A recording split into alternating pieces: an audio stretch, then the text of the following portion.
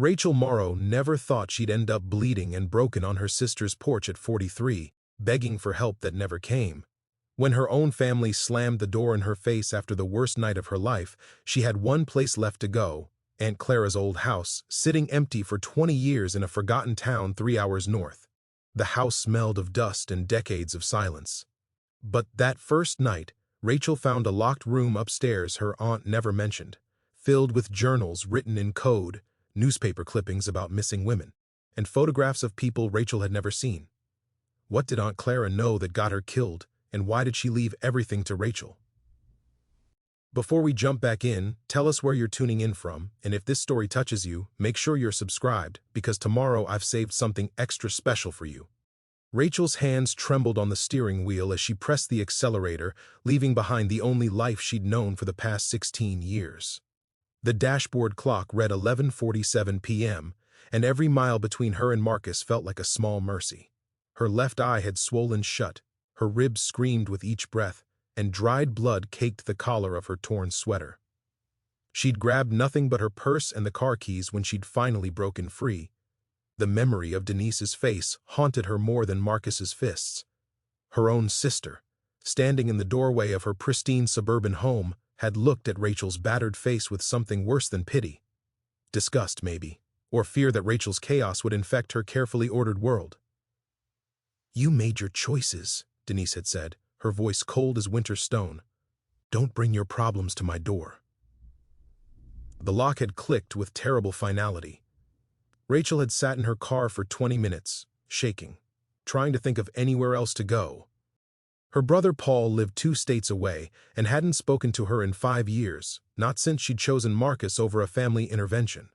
Her friends had drifted away one by one, tired of the excuses and last-minute cancellations. Marcus had isolated her so gradually she hadn't noticed until the walls closed in completely. Then she'd remembered the letter from the estate attorney, received 3 weeks ago and stuffed into a kitchen drawer. Aunt Clara had died 5 years back, and somehow Rachel had inherited the old house in Ashford Springs. She'd never visited, never even responded to the paperwork. The place had seemed like an irrelevant relic from a past she'd tried to forget. Now it was the only sanctuary left. The drive north took her through sleeping towns and empty highways, the world reduced to her headlights cutting through darkness. She remembered Aunt Clara in fragments, a tall woman with silver hair always twisted in a braid, sharp blue eyes that seemed to see everything, hands that smelled of sage and wood smoke. Clara had visited when Rachel was young, before everything fell apart with her father.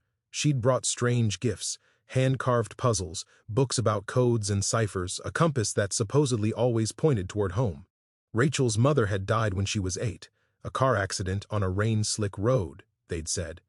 After that, her father had changed, grown bitter and mean. Clara had stopped visiting, and Rachel had assumed they'd had some falling out. By the time Rachel was 18 and fleeing to college, Clara had become a ghost, a Christmas card signature, a name mentioned only in passing.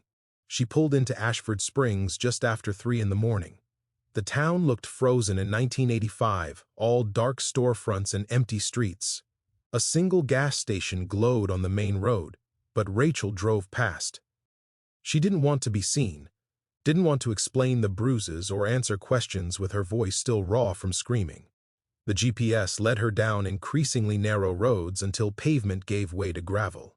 Clara's house materialized from the darkness like something from a fading photograph.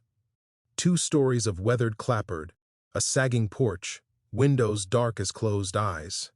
The yard had gone wild, consuming what might have once been flower beds. Rachel sat in the car for a long moment, engine ticking as it cooled. Every part of her body hurt. Her daughters' faces swam through her mind. Emma and Lily staying with Marcus's mother for the week. They'd be safe there. Marcus would never risk his mother seeing him violent. Rachel had made sure they were away before she'd finally fought back tonight. Before everything had exploded, the house key had been in the envelope from the attorney. Rachel found it in her purse, her hands still shaking. The front door resisted, wood swollen from years of weather, but gave way with a groan that echoed through empty rooms. The smell hit her first, dust and old wood, something musty and faintly sweet, like dried flowers left too long in a vase. Rachel fumbled for a light switch and found one. A single bulb flickered to life in the hallway, revealing hardwood floors thick with dust and wallpaper peeling in long strips. She moved through the house like a sleepwalker. The living room held furniture covered in white sheets, ghostly shapes in the dim light. The kitchen was a museum of the 1970s, avocado green appliances and laminate countertops. Everything was eerily preserved, as if Clara had simply walked out one day and never returned. Rachel climbed the stairs, each step creaking its protest. 3 bedrooms lined the second-floor hallway. She pushed open the first door and found a bed with a bare mattress, an empty dresser, walls stripped of anything personal. The second bedroom was similar, anonymous and waiting. The third door was locked. Rachel stared at it, exhaustion making her thoughts slow and thick. Why would one room be locked when the rest of the house stood open? She tried the handle again, rattled it. Solid. The lock looked newer than the old brass fixtures on the other doors, something installed deliberately. Too tired to investigate further, Rachel returned to the first bedroom. She pulled back the sheet covering the bed and found surprisingly clean linens underneath, as if someone had prepared for a guest. She collapsed onto the mattress fully clothed, her body finally giving in to the trauma of the night. Sleep came in fragments, haunted by Marcus's face twisted in rage, by the sound of her sister's door locking, by the echo of her own screams. She woke with dawn light streaming through dusty curtains, disoriented and aching. For a moment she couldn't remember where she was. Then it all came crashing back. Rachel forced herself to stand, to assess. Her face in the bathroom mirror shocked her. The swelling had gone down slightly, but bruises bloomed in shades of purple and yellow across her cheekbone. Her lip was split, and finger-shaped marks circled her throat. She looked like a stranger. She spent the morning exploring the house more carefully. In the kitchen she found the refrigerator empty but clean, cabinets stocked with canned goods that hadn't expired. Someone had maintained this place, at least minimally. The estate attorney, perhaps, keeping the property from falling into complete ruin. A water-damaged photo album sat on a shelf in the living room. Rachel pulled it down, settled onto the sheet-covered couch. The pages crackled as she turned them. Pictures of people she didn't recognize, except for a few. There was Clara, younger, standing with a group of women outside this very house. There was Rachel's mother, smiling in a way Rachel barely remembered. There were gaps where photos had been removed, empty corners where mounting adhesive had dried. One picture caught her attention. Clara standing with her arm around Rachel's mother, both women wearing matching silver pendants. Behind them, barely visible, was a symbol carved into the house's doorframe. Rachel got up, went to the front door. The symbol was still there, worn but distinct. A circle within a circle, with 5 points radiating outward. Rachel's phone buzzed in her pocket, making her jump. 3 missed calls from Marcus, 5 from Denise, 17 text messages she couldn't bring herself to read. She turned the phone off, her hands steady now with purpose rather than fear. The locked room upstairs called to her. She'd seen tools in the garage during her initial exploration. Rachel retrieved a screwdriver and a hammer, climbed the stairs with new determination. If Clara had locked something away, there had to be a reason. And Rachel had nothing left to lose by finding out what it was. The lock gave way easier than she'd expected, wood around the strike plate old and soft. The door swung inward, and Rachel stepped into a room that stole her breath. Every wall was covered, maps pinned with colored markers, photographs connected by red string, newspaper clippings yellowed with age. A desk sat beneath the window, its surface crowded with journals, folders, and what looked like police reports. Filing cabinets lined one wall, each drawer labeled with years spanning 3 decades. Rachel moved to the nearest wall, studying a map of the western United States. Pins marked locations in clusters, some connected by string, others standing alone. Handwritten notes covered the margins, dates, names, question marks. One pin sat directly over Ashford Springs, marked with a symbol that matched the one carved in the doorframe. The desk drawers revealed more. Journals filled with handwriting Rachel recognized as Clara's, but written in some kind of code. Letters in envelopes addressed to names Rachel didn't know.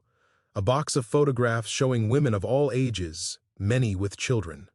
Some photos had red X marks drawn across them. Others were unmarked. Rachel picked up the topmost journal, flipped through pages of cipher text. Clara had loved puzzles, had taught Rachel simple codes during those childhood visits. This looked like a substitution cipher, maybe something more complex. Without the key, it would take hours to crack. She set the journal aside and opened a folder marked with the current year. Inside were newspaper clippings, all obituaries or missing person reports. 5 women, ages ranging from 32 to 57, all from different parts of the state, all described as having left abusive situations before disappearing. Rachel's skin prickled. She pulled out another folder, this one from 3 years ago. More clippings, more women, same pattern. She worked backward through the files, her heart pounding harder with each folder, decades of women who'd vanished after leaving violent homes. In the back of the filing cabinet, in a folder marked Family, Rachel found something that made her sink into Clara's desk chair. A photograph of her mother, taken sometime in her 20s. On the back, written in Clara's hand, Margaret Hollis, Portland, Oregon. Safe. Margaret Hollis, not her mother's name. Her mother had been Catherine Morrow, dead for 35 years. Rachel's hands shook as she pulled out more files from the family folder. Letters between Clara and someone signing as M, discussing a little girl who didn't remember, discussing whether the truth would do more harm than good, discussing a man who must never find them. Her father. They were talking about her father. Rachel stood abruptly, the chair rolling backward. The room seemed to tilt around her. Her mother hadn't died. Clara had hidden her, given her a new identity, helped her disappear. And Rachel had spent 35 years believing a lie. She gripped the desk edge, breathing through the surge of emotions. Betrayal fought with understanding, anger with gratitude. Her mother had left her, but maybe she'd had no choice. Clara had kept the secret, but maybe she'd been protecting them both. A noise from downstairs made Rachel freeze.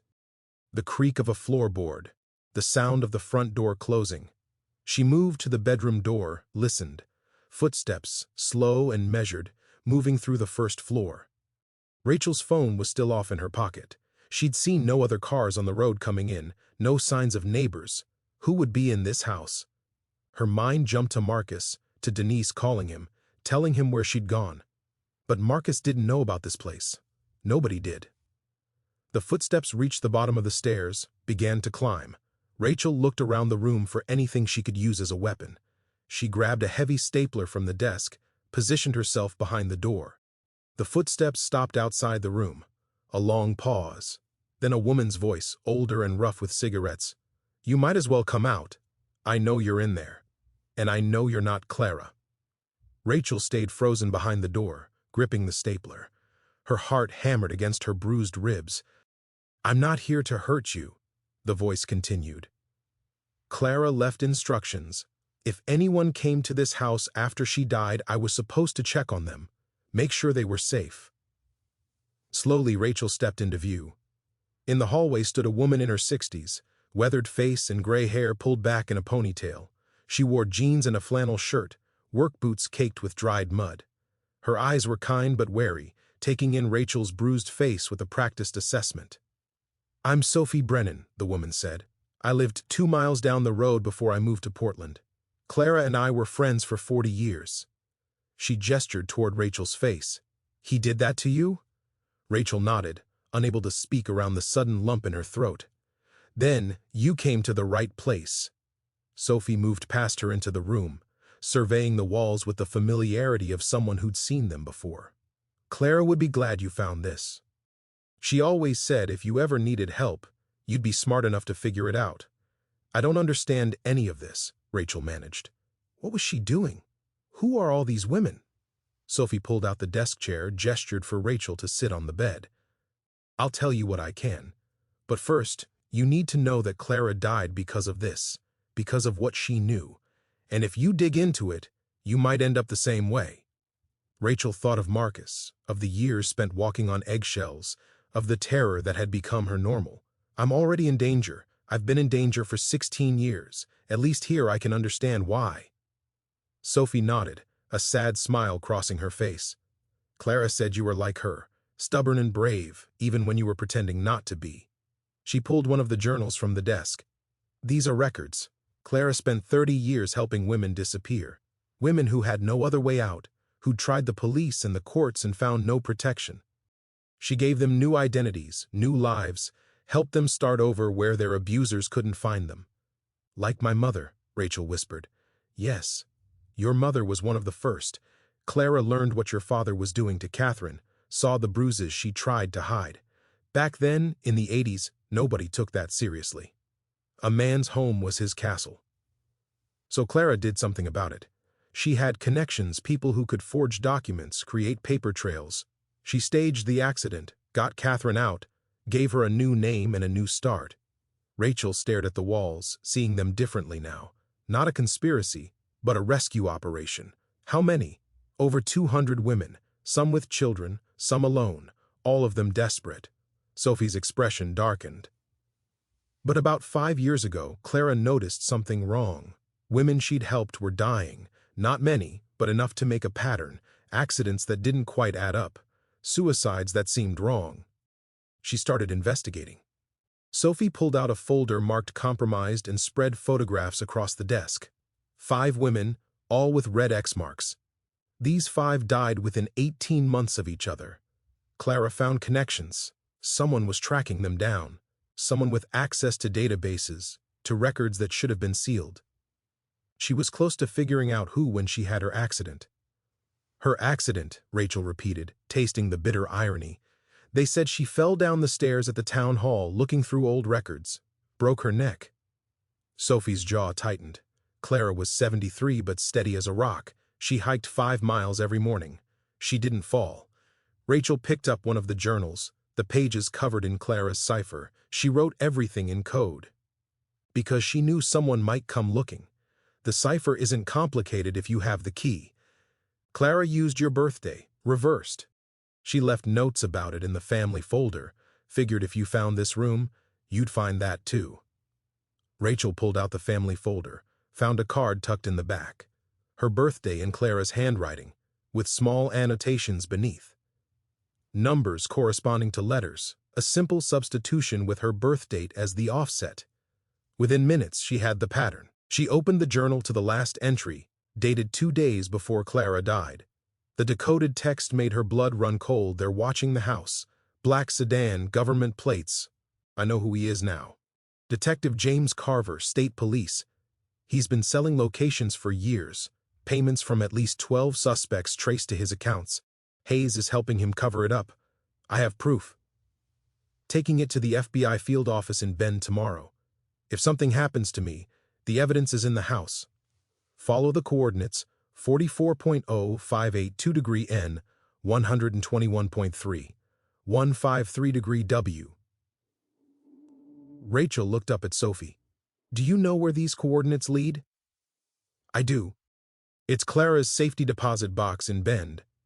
But I don't have the key, and I don't have the authorization to access it.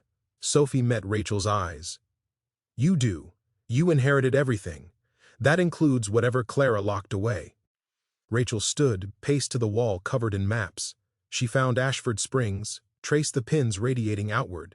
This Detective Carver, he's still out there, still tracking women. Clara believed so, and if he finds out you're here, digging into her files, he'll come for you too. Let him. Rachel turned back to Sophie, something hard and cold settling into her chest. I've spent 16 years being afraid. I'm done with that. Clara tried to stop him and they killed her. My mother is alive somewhere because Clara saved her. All these women got their lives back because of what she did. She touched the photograph of the 5 dead women. I'm not going to let it be for nothing. Sophie studied her for a long moment, then nodded. Then you need to understand what you're getting into. This isn't just one corrupt cop. It's a network. Carver has connections, resources, and he's been doing this long enough to be careful. Then I'll have to be more careful. Rachel gathered the journals, the folders, everything that seemed important. Help me understand this, all of it. I need to know what Clara knew. They spent the next hours decoding journals, mapping connections, building the picture Clara had assembled over 5 years of investigation. The story that emerged was worse than Rachel had imagined. Carver had been selling information to abusers for at least a decade, taking payments to track down women who'd gone into hiding. Some he found through official channels, using his badge to access sealed records. Others he traced through the informal networks that helped them disappear, infiltrating organizations, following money trails. He'd found Clara's network 3 years ago. Since then, at least 8 women had died, though Clara suspected more that she hadn't connected yet. The deaths were always staged to look natural or self-inflicted. Car accidents, falls, overdoses. Nothing that drew too much attention. And Clara had evidence. Bank records showing the payments, recorded conversations, photographs of Carver meeting with known abusers. She'd been building a case that would destroy him. Then she'd died, and the investigation had stopped. Until now. Rachel looked up from the final journal entry as afternoon light slanted through the window. Her face still hurt, her body still ached, but something had shifted inside her. She'd come here running. Now she had a reason to stand and fight. What was Clara going to do with the evidence, she asked. Take it to the FBI. She didn't trust local law enforcement.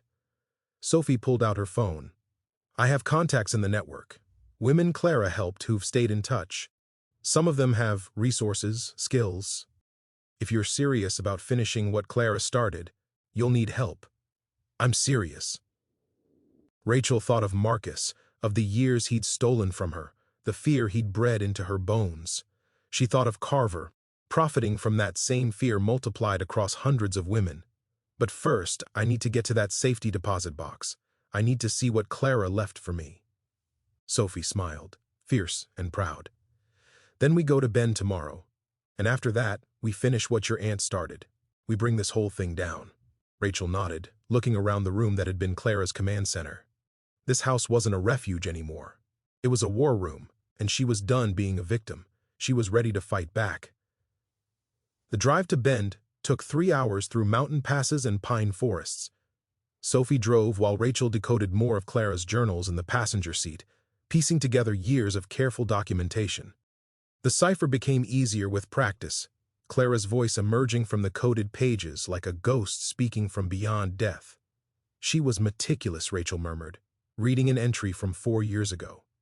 Every woman she helped, she followed up, checked on them yearly, made sure they were safe, that their new identities held. She kept track of their children's birthdays, their new jobs, their lives. Clara was devoted, Sophie said, eyes on the winding road. Some people thought her obsessive, but she understood what it meant to be hunted.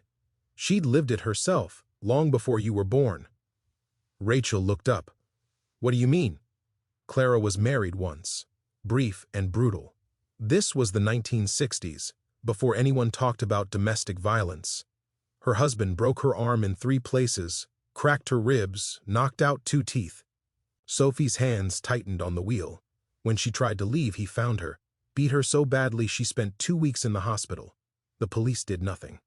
Her family told her to go back, to try harder to be a good wife.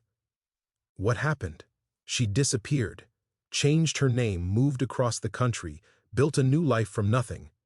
It took her 10 years to feel safe enough to settle in one place. That's when she bought the house in Ashford Springs. Sophie glanced at Rachel. She never forgot what it felt like to be powerless.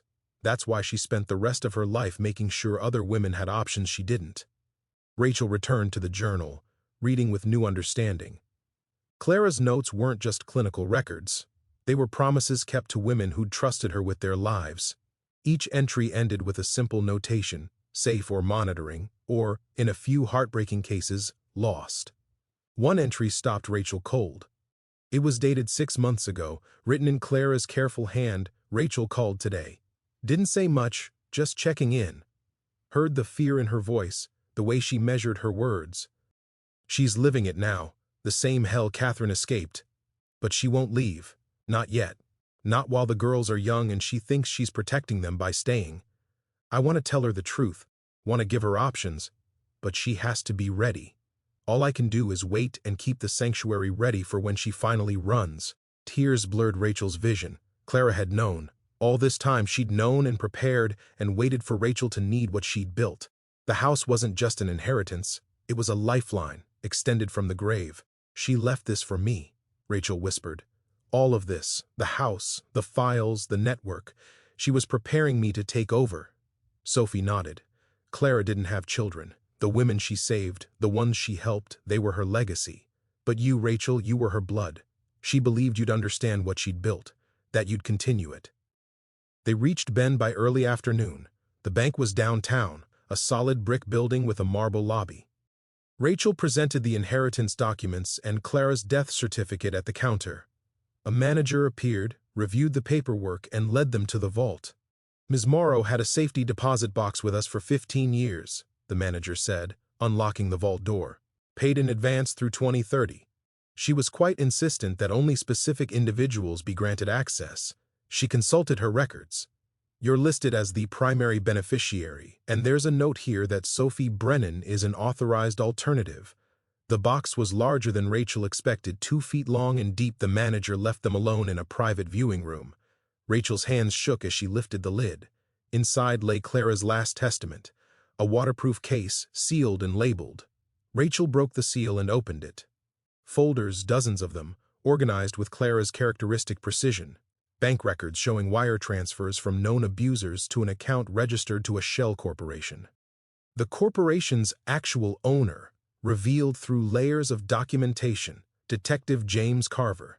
Photographs of Carver meeting with suspects, time-stamped and geotagged.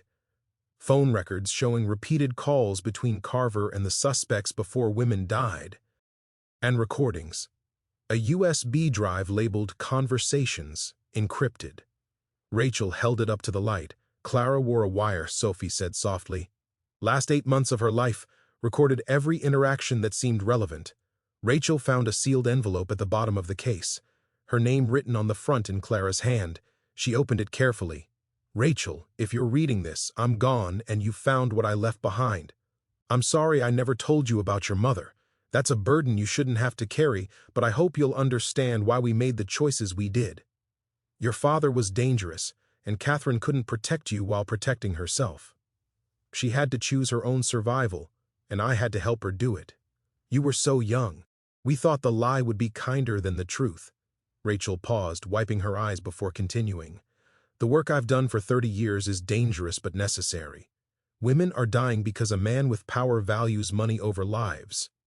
I've spent 5 years building a case against Detective Carver, and this box contains everything needed to destroy him, but I won't live to see it through. They're watching too closely now, and I've pushed too hard. By the time you read this, I'll likely be another accident, another old woman who slipped and fell. Don't mourn me. I've lived a full life on my own terms, which is more than most women of my generation could say. Instead, finish what I started. The evidence here is enough to bring federal charges. Take it to the FBI field office, ask for Agent Sarah Chen. She's expecting this material, or she was 5 years ago. I briefed her on my investigation before things got dangerous. She'll know what to do. The network needs a guardian, Rachel. Sophie can guide you, teach you the protocols, introduce you to the others. But you have the inheritance, the house, the authority to continue this work. You have the strength, too, even if you don't believe it yet. I saw it in you when you were 8 years old, standing up to bullies twice your size to protect a smaller child. That courage is still inside you, just buried under years of survival. Dig it out. Polish it until it shines. Then use it to help women who need what I gave your mother, a second chance at life. With love and faith, Clara Rachel folded the letter carefully, tucking it into her jacket pocket. She looked at Sophie, who was reviewing the bank records with a grim expression. This is enough, Sophie said. This is more than enough to put Carver away for life. Maybe the death penalty, given the number of women involved. Then why did Clara die before she could deliver it? Because Carver knew she had evidence. He just didn't know where. It was hidden. Sophie met Rachel's eyes. You have an advantage Clara didn't. Carver doesn't know you exist. He thinks when Clara died, the investigation died with her. We can use that. Rachel gathered the folders, the USB drive, everything Clara had prepared. We go to the FBI. But we do it carefully. If Carver has connections in law enforcement, he might have people watching for any movement on this case. They left the bank with the evidence secured in a backpack. Rachel felt the weight of it, literal and metaphorical. lives contained in papers and digital files, justice waiting to be served. Her phone, turned on for the first time since yesterday, immediately buzzed with notifications. 23 missed calls, 47 text messages, most from Marcus, progressing from concerned to angry to threatening. A few from Emma, her daughter, asking where she was and if she was okay. Rachel's heart clenched. She'd left without saying goodbye, without explanation. The girls would be worried sick. "I need to call my daughters," she said. Sophie pulled into a rest stop. "Use my phone." "Yours can be traced." Rachel dialed Emma's cell phone, her hands trembling. The phone rang twice before her daughter answered. Mom, where are you? Marcus is going crazy looking for you. He said you ran off and he's worried something happened." "I'm safe, sweetheart. I'm sorry I didn't call sooner. I just needed to get away for a few days." "What happened to your voice? You sound weird." Rachel touched her throat, the bruises Marcus's hands had left. "I'm fine, just tired. How are you and Lily?" "We're okay. Grandma's fussing over us." "But Mom..." "Marcus keeps calling. He wants to know where you are. He says he needs to talk to you, that it's important. Don't tell him anything.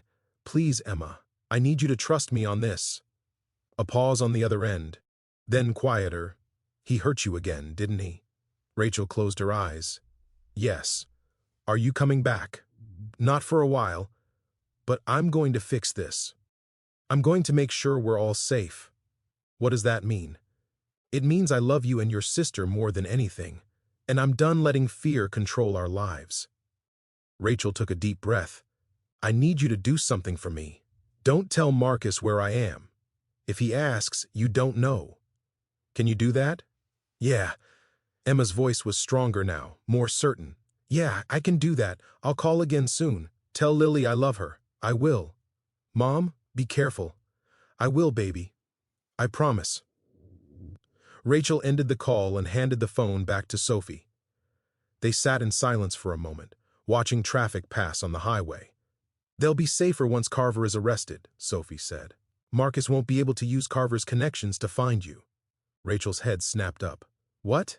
"I've been doing research while you decoded the journals. Marcus served in the military with Carver. They've kept in touch. There are photos on social media, tags from a reunion 2 years ago."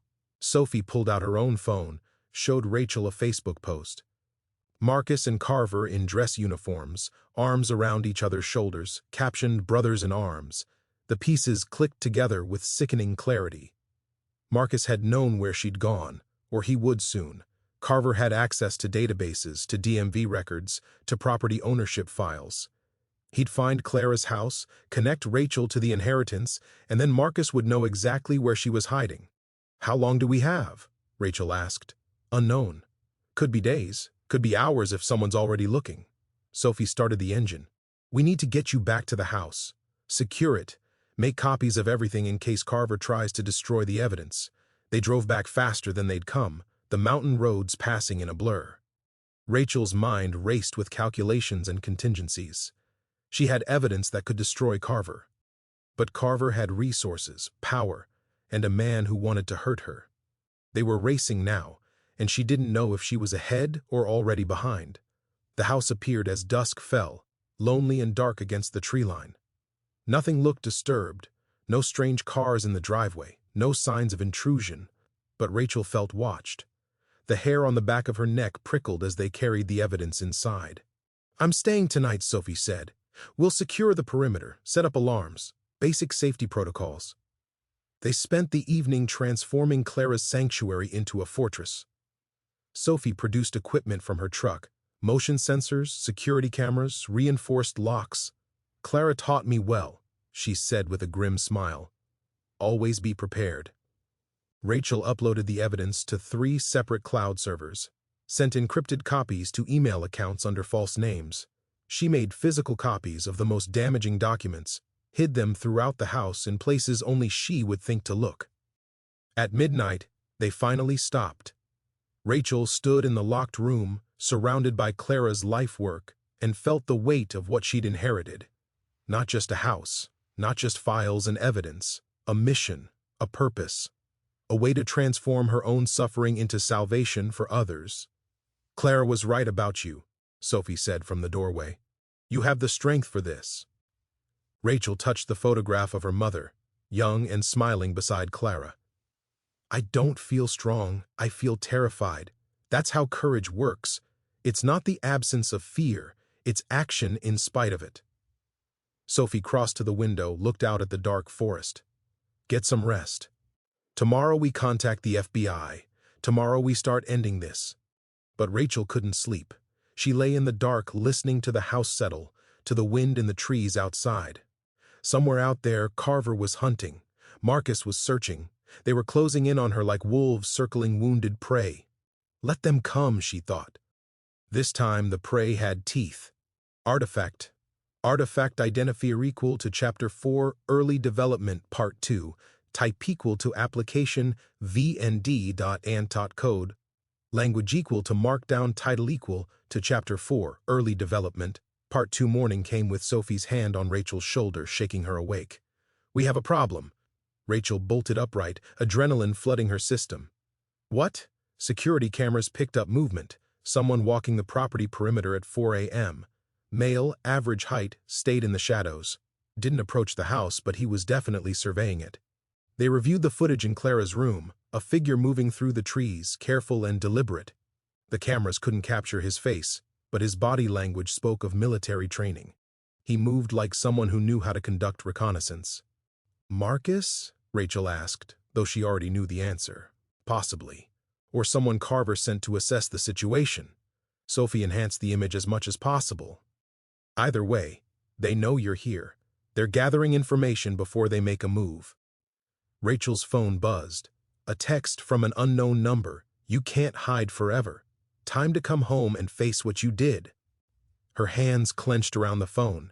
He's trying to make me feel guilty, like I'm the one who did something wrong. Classic abuser tactic.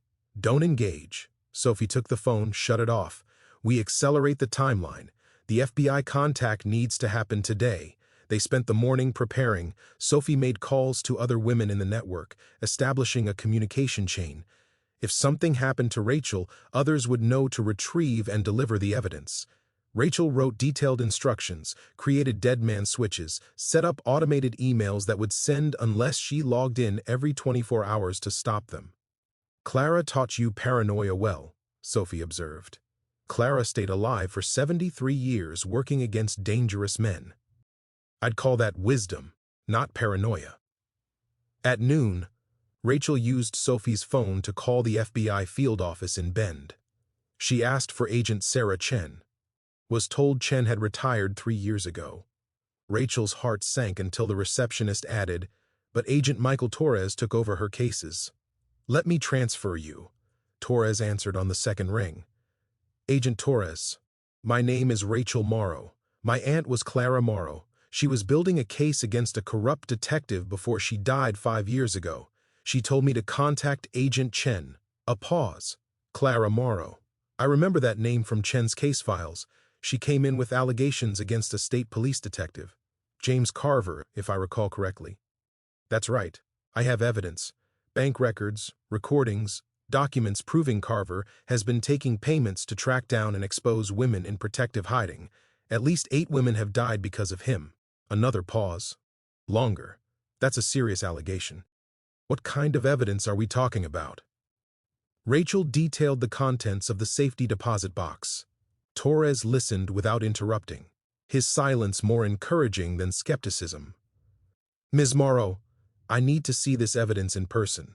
Can you bring it to the field office? I can't leave right now. I'm in a dangerous situation, and traveling would expose me. Rachel chose her words carefully. The detective in question has personal connections to my abuser. If I leave this location, I may not make it to your office. Then I'll come to you. Give me an address. Rachel hesitated. Giving her location to a federal agent meant creating a record, but it also meant getting the evidence into official hands, starting the process that would bring Carver down. Before I do that, I need to verify you are who you say you are. Smart. Call the field office back. Ask to be transferred to me through the main line. Verify my credentials with my supervisor if you want. Rachel did exactly that. Using Sophie's phone to confirm Torres was legitimate. Satisfied, she gave him Clara's address and arranged a meeting for the following morning. "We'll have federal protection soon," Sophie said after the call ended. "Once Torres has the evidence, you'll be a witness in a federal investigation. They'll have to keep you safe. If Carver doesn't get to me first." Rachel looked out the window at the forest, wondering if hostile eyes were watching even now.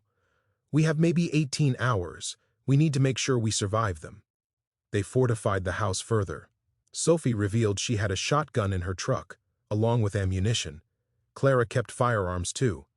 "Check the hall closet, behind the vacuum."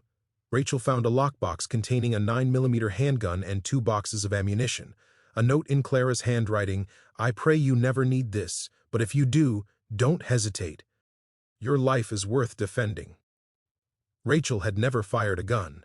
Sophie spent an hour teaching her the basics in the backyard, using a tree for target practice. The recoil shocked her. The noise made her ears ring, but she learned to aim and shoot with increasing accuracy. "You're a natural," Sophie said. "Must run in the family." Clara was an excellent shot. By evening, Rachel felt marginally more prepared. The house was locked down, cameras covering every approach, weapons within reach.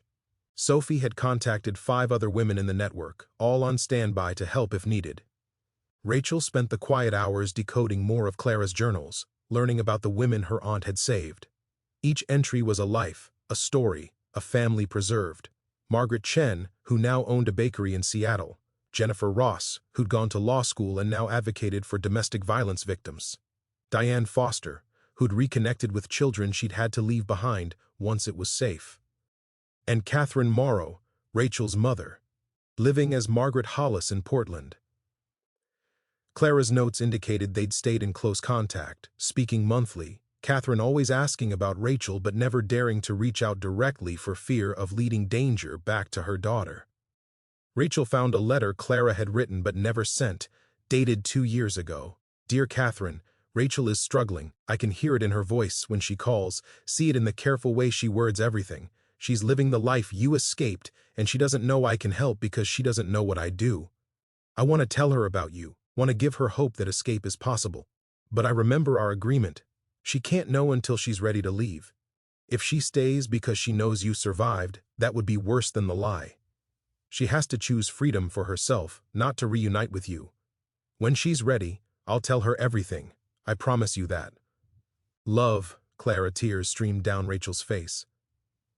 Her mother had been alive all this time, wanting to reach out but holding back for Rachel's own good.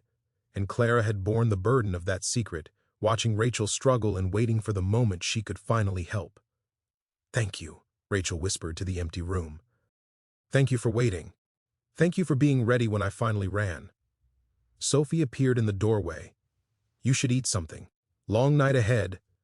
They ate canned soup heated on the stove, a mundane meal in a situation that felt anything but normal. Rachel's nerves jangled with anticipation and dread. Tomorrow the FBI would take custody of the evidence. Tomorrow she'd officially become part of an investigation that would destroy Carver's career and possibly end Marcus's freedom. But first, she had to survive the night. At 10 p.m., the motion sensors triggered. Sophie checked the cameras and swore. 3 men, coming from different directions, coordinated approach. Rachel's mouth went dry. "Is one of them Marcus? Can't tell from this angle. But they're armed. I can see holsters. Call 911. Already did. Sheriff's Department says they'll send someone, but it's a 30-minute drive from town." Sophie grabbed the shotgun. "We have to hold them off until help arrives." Rachel picked up Clara's 9mm, her hand steadier than she expected. Fear crystallized into focus. She'd spent 16 years being afraid of Marcus. Tonight, that ended one way or another. The men surrounded the house, testing doors and windows. Rachel and Sophie moved from room to room, tracking them through the cameras. One man tried the back door, found it reinforced and locked. Another examined the garage looking for an entry point. Then the third man, the one who'd surveyed the property that morning, stepped into view of the front porch camera. Marcus. His face was twisted with rage and something else. Desperation, maybe, or the realization that his control was slipping. He pounded on the door. "Rachel, I know you're in there. Open the door. We need to talk." Sophie positioned herself in the living room with the shotgun. Rachel stayed upstairs with the 9mm, covering the second-floor approaches. "Go away, Marcus," Rachel shouted. "The police are coming. You called the cops on me? After everything I've done for you?" His voice climbed higher, unraveling. "You ungrateful bitch!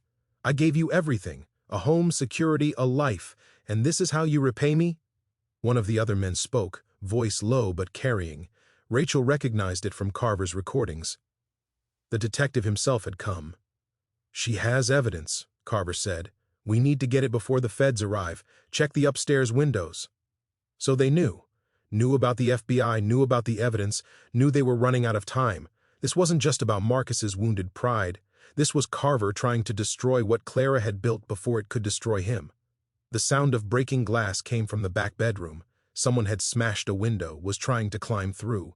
Rachel moved toward the sound, heart hammering. Through the doorway, she saw a man's silhouette struggling through the window frame. "Stop right there," she shouted. "I'm armed." The man kept coming. Rachel fired, aiming high, the bullet punching into the wall above his head. The noise was deafening in the enclosed space. The man fell backward through the window with a curse. "She's got a gun," he yelled. "So do we," Carver shouted back. "And we have authority. This is Detective James Carver, State Police. Come out with your hands up or we're coming in." Sophie's voice drifted up from downstairs. "We know who you are, Carver. We know what you've done. The FBI has all the evidence. It's over." A moment of silence. Then gunfire, bullets punching through the front windows, glass exploding inward. Rachel hit the floor, covering her head. Sophie returned fire with the shotgun, the boom echoing through the house. This was really happening. They were under attack, trapped in Clara's house, fighting for their lives against a corrupt cop and the man who'd terrorized Rachel for 16 years. But Rachel wasn't the same woman who'd fled 3 days ago. She'd found Clara's legacy. She'd armed herself with truth and evidence and purpose. She'd learned she was stronger than she'd ever imagined. She was done running, done hiding, done being afraid. If they wanted a fight, she'd give them one. And she'd make sure Clara's work survived no matter what happened to her. The gunfire stopped as suddenly as it started. In the ringing silence, Rachel heard Marcus shouting at Carver, their voices rising in argument. "You said we'd just scare her into handing it over. You didn't say anything about a firefight. Plans change. She's not cooperating." Carver's voice was cold, controlled. "We need that evidence before law enforcement arrives. I don't want her hurt. I just want her home. She shot at us, Marcus. She's made her choice. Now we make ours." Rachel crawled to the upstairs window, peered out carefully. The 3 men had retreated to the tree line, regrouping. Carver was on his phone, probably calling for backup or trying to intercept the sheriff's response. The 3rd man, someone Rachel didn't recognize, was reloading his weapon. Sophie appeared at the bottom of the stairs. "You okay up there?" "Yeah. They're planning their next move. Sheriff's department just called back. There's been an accident on the main highway. They're delayed, maybe an hour." Rachel's stomach dropped. That's not a coincidence. No. Carver probably arranged it. He has resources we don't. Sophie's face was grim but determined. "We hold out. The FBI knows about the meeting tomorrow. If we go silent, they'll investigate. If we're alive to go silent." Rachel checked the 9mm magazine. She had 1 full clip left, plus the rounds already loaded. Not much for a sustained fight. Her phone, still powered off in her pocket, felt like a lifeline she couldn't use. Turning it on would let Marcus track her location precisely, but he already knew where she was. Maybe she could use it to document what was happening, create a record in case they didn't survive. Rachel powered it on, set it to record video, and propped it on a shelf facing the window. If Carver killed them, at least there would be evidence. The phone immediately buzzed with notifications, text messages flooding in, but one notification stood out, a voicemail from a number she didn't recognize, time-stamped 2 hours ago. Rachel put the phone to her ear and listened. "Rachel, this is Margaret, your mother." The voice shook with emotion. "Sophie told me what's happening. She told me you found Clara's work, that you're in danger. I'm coming. I left Portland an hour ago. I'll be there by midnight. Hold on, sweetheart. I'm coming to bring you home." Rachel's knees buckled. She sank against the wall, the phone clutched to her chest. Her mother, alive, real, and driving through the night to reach her. 35 years of absence collapsing into a promise, I'm coming. But midnight was 90 minutes away. Rachel had to survive until then. A new sound cut through the night, a car engine, coming fast up the gravel drive. Rachel looked out to see headlights approaching, a vehicle she didn't recognize. It skidded to a stop beside Carver's SUV, and a woman jumped out. Sophie, watching from downstairs, gasped, "That's Jennifer Ross, one of Clara's." The woman, tall and black with close-cropped hair, strode toward the men with the confidence of someone used to being obeyed. Rachel could hear her voice carrying clearly, "Detective Carver. I'm attorney Jennifer Ross, and I represent Ms. Rachel Morrow. You are trespassing on private property, and you've discharged firearms at an occupied dwelling. I have your actions documented on video, and I've already forwarded copies to the State Attorney General's office." Carver stepped forward, his badge visible even in the dim light. "This is police business. Leave now or face obstruction charges. This is vigilantism and attempted murder. You have no warrant, no jurisdiction, and no authority to be here." Jennifer held up her phone. "I'm live streaming this entire interaction. Thousands of people are watching right now. If you harm anyone on this property, you'll do it in front of witnesses." Rachel felt tears sting her eyes. Clara's network was rallying. The women her aunt had saved were coming to save her in turn. Marcus stepped away from Carver, his bravado crumbling. "I just wanted to talk to my girlfriend. This got out of hand." "Your girlfriend has a restraining order against you," Jennifer said crisply, "which you're violating right now. I'd suggest you leave before the sheriff arrives." "There's no restraining order," Marcus protested. "There is now. Emergency order granted 2 hours ago by Judge Martinez. I filed it on Ms. Morrow's behalf based on photographic evidence of assault." Jennifer's smile was sharp as a blade. "You're in violation of a court order. Every moment you stay adds to your charges." Carver grabbed Marcus's arm. "We're leaving." "But this isn't over." "Actually, it is." Jennifer stepped closer. "I have copies of every document Clara Morrow compiled. Bank records, recordings, witness statements. The FBI has been briefed. Your career is finished, detective. The only question now is whether you'll face charges as a corrupt cop or as a murderer." Carver's face went white. "You're bluffing." "Am I? Then wait around. The FBI is en route. I'm sure they'd love to discuss your offshore accounts." Jennifer pulled out a folder, held it up so Carver could see. "Account number 4,892 to 7,736 minus 1,129. Bank of the Caymans. Deposits totaling $600,000 over 8 years. Want me to keep going?" Carver's hand moved toward his weapon. The third man, sensing disaster, was already backing toward the SUV. Marcus stood frozen, caught between conflicting impulses. Then, new headlights appeared on the drive. 2 vehicles this time moving fast. The sheriff's department finally arriving. Carver made his decision. He ran for his SUV, the third man already behind the wheel. They peeled out, tires spraying gravel, leaving Marcus standing alone in the yard as deputies emerged from their vehicles with weapons drawn. "On the ground, hands where I can see them." Marcus complied, his face crumpling. As deputies handcuffed him, he looked up at the house, at the window where Rachel stood. Their eyes met across the distance. She saw his rage, his confusion, his complete inability to understand that he'd lost. She felt nothing. No pity, no residual affection, no fear. Just cold satisfaction that this chapter of her life was finally closing. Sophie opened the front door, called out to the deputies. "The women inside are safe. We're the victims here." Jennifer entered the house like a conquering general, her expression fierce with triumph. She hugged Sophie first, then looked up at Rachel on the stairs. "Clara saved my life 15 years ago," Jennifer said. "When she died, I promised I'd watch out for the network, for the women who'd come after me. Sophie called, told me you needed help, and I got in my car. Simple as that." Rachel came down the stairs, still clutching the 9mm. "You're a lawyer?" "Family law, specializing in domestic violence cases. I use what Clara gave me to help other women escape. Tonight I helped you." Jennifer's smile softened. "Your aunt would be proud. You didn't run. You stood and fought. Outside, deputies were loading Marcus into a patrol car. One of them came to the door, a woman in her 40s with sergeant stripes. "I'm Sergeant Linda Hayes. We got a call about shots fired. Anyone injured?" "We're fine," Sophie said. "But Detective James Carver was here. He fled when you arrived. He's armed and dangerous, and he's the subject of an ongoing federal investigation." Sergeant Hayes's expression sharpened. "Carver from state police? What's his involvement?" Jennifer stepped forward.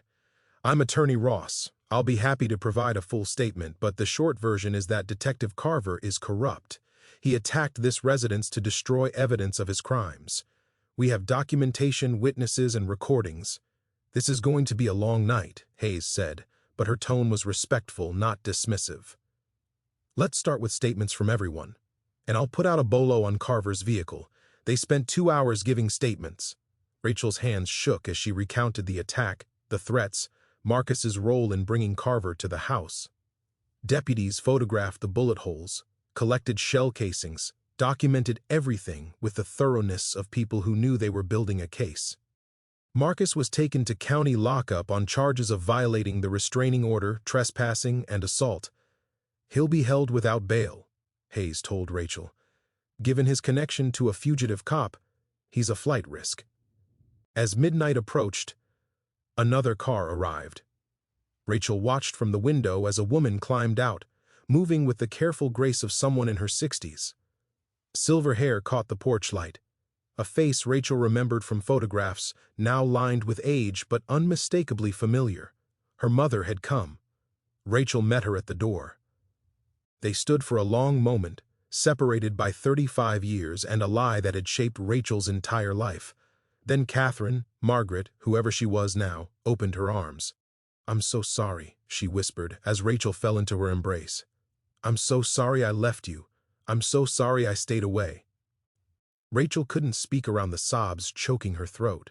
She clung to her mother, feeling something broken inside her start to knit together. Not healed, not yet, but beginning the long process of repair. "I thought you were dead," Rachel finally managed. "My whole life, I thought you were dead." I know, baby. It was the only way to keep you safe from your father.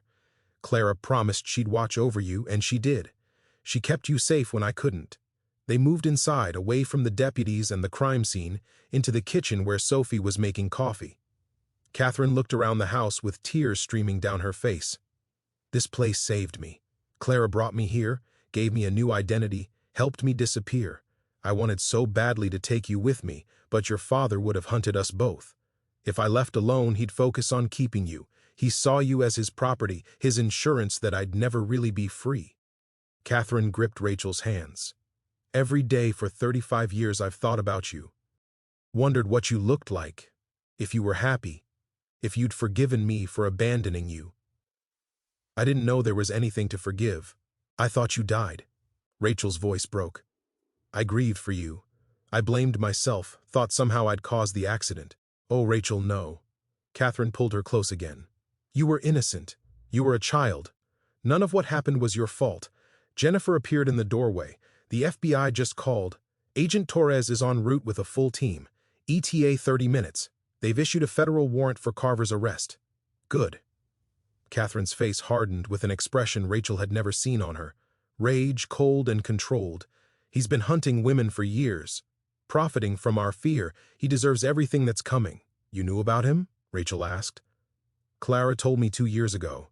She was building the case, gathering evidence. She warned me he might have found my trail, that I should be ready to move again if necessary." Catherine's hands clenched. "When she died, I knew it wasn't an accident. But I had no proof, no way to pursue it without exposing myself." "Now we have proof," Sophie said. "Now we finish what Clara started." They gathered in Clara's war room, the space that had been her command center.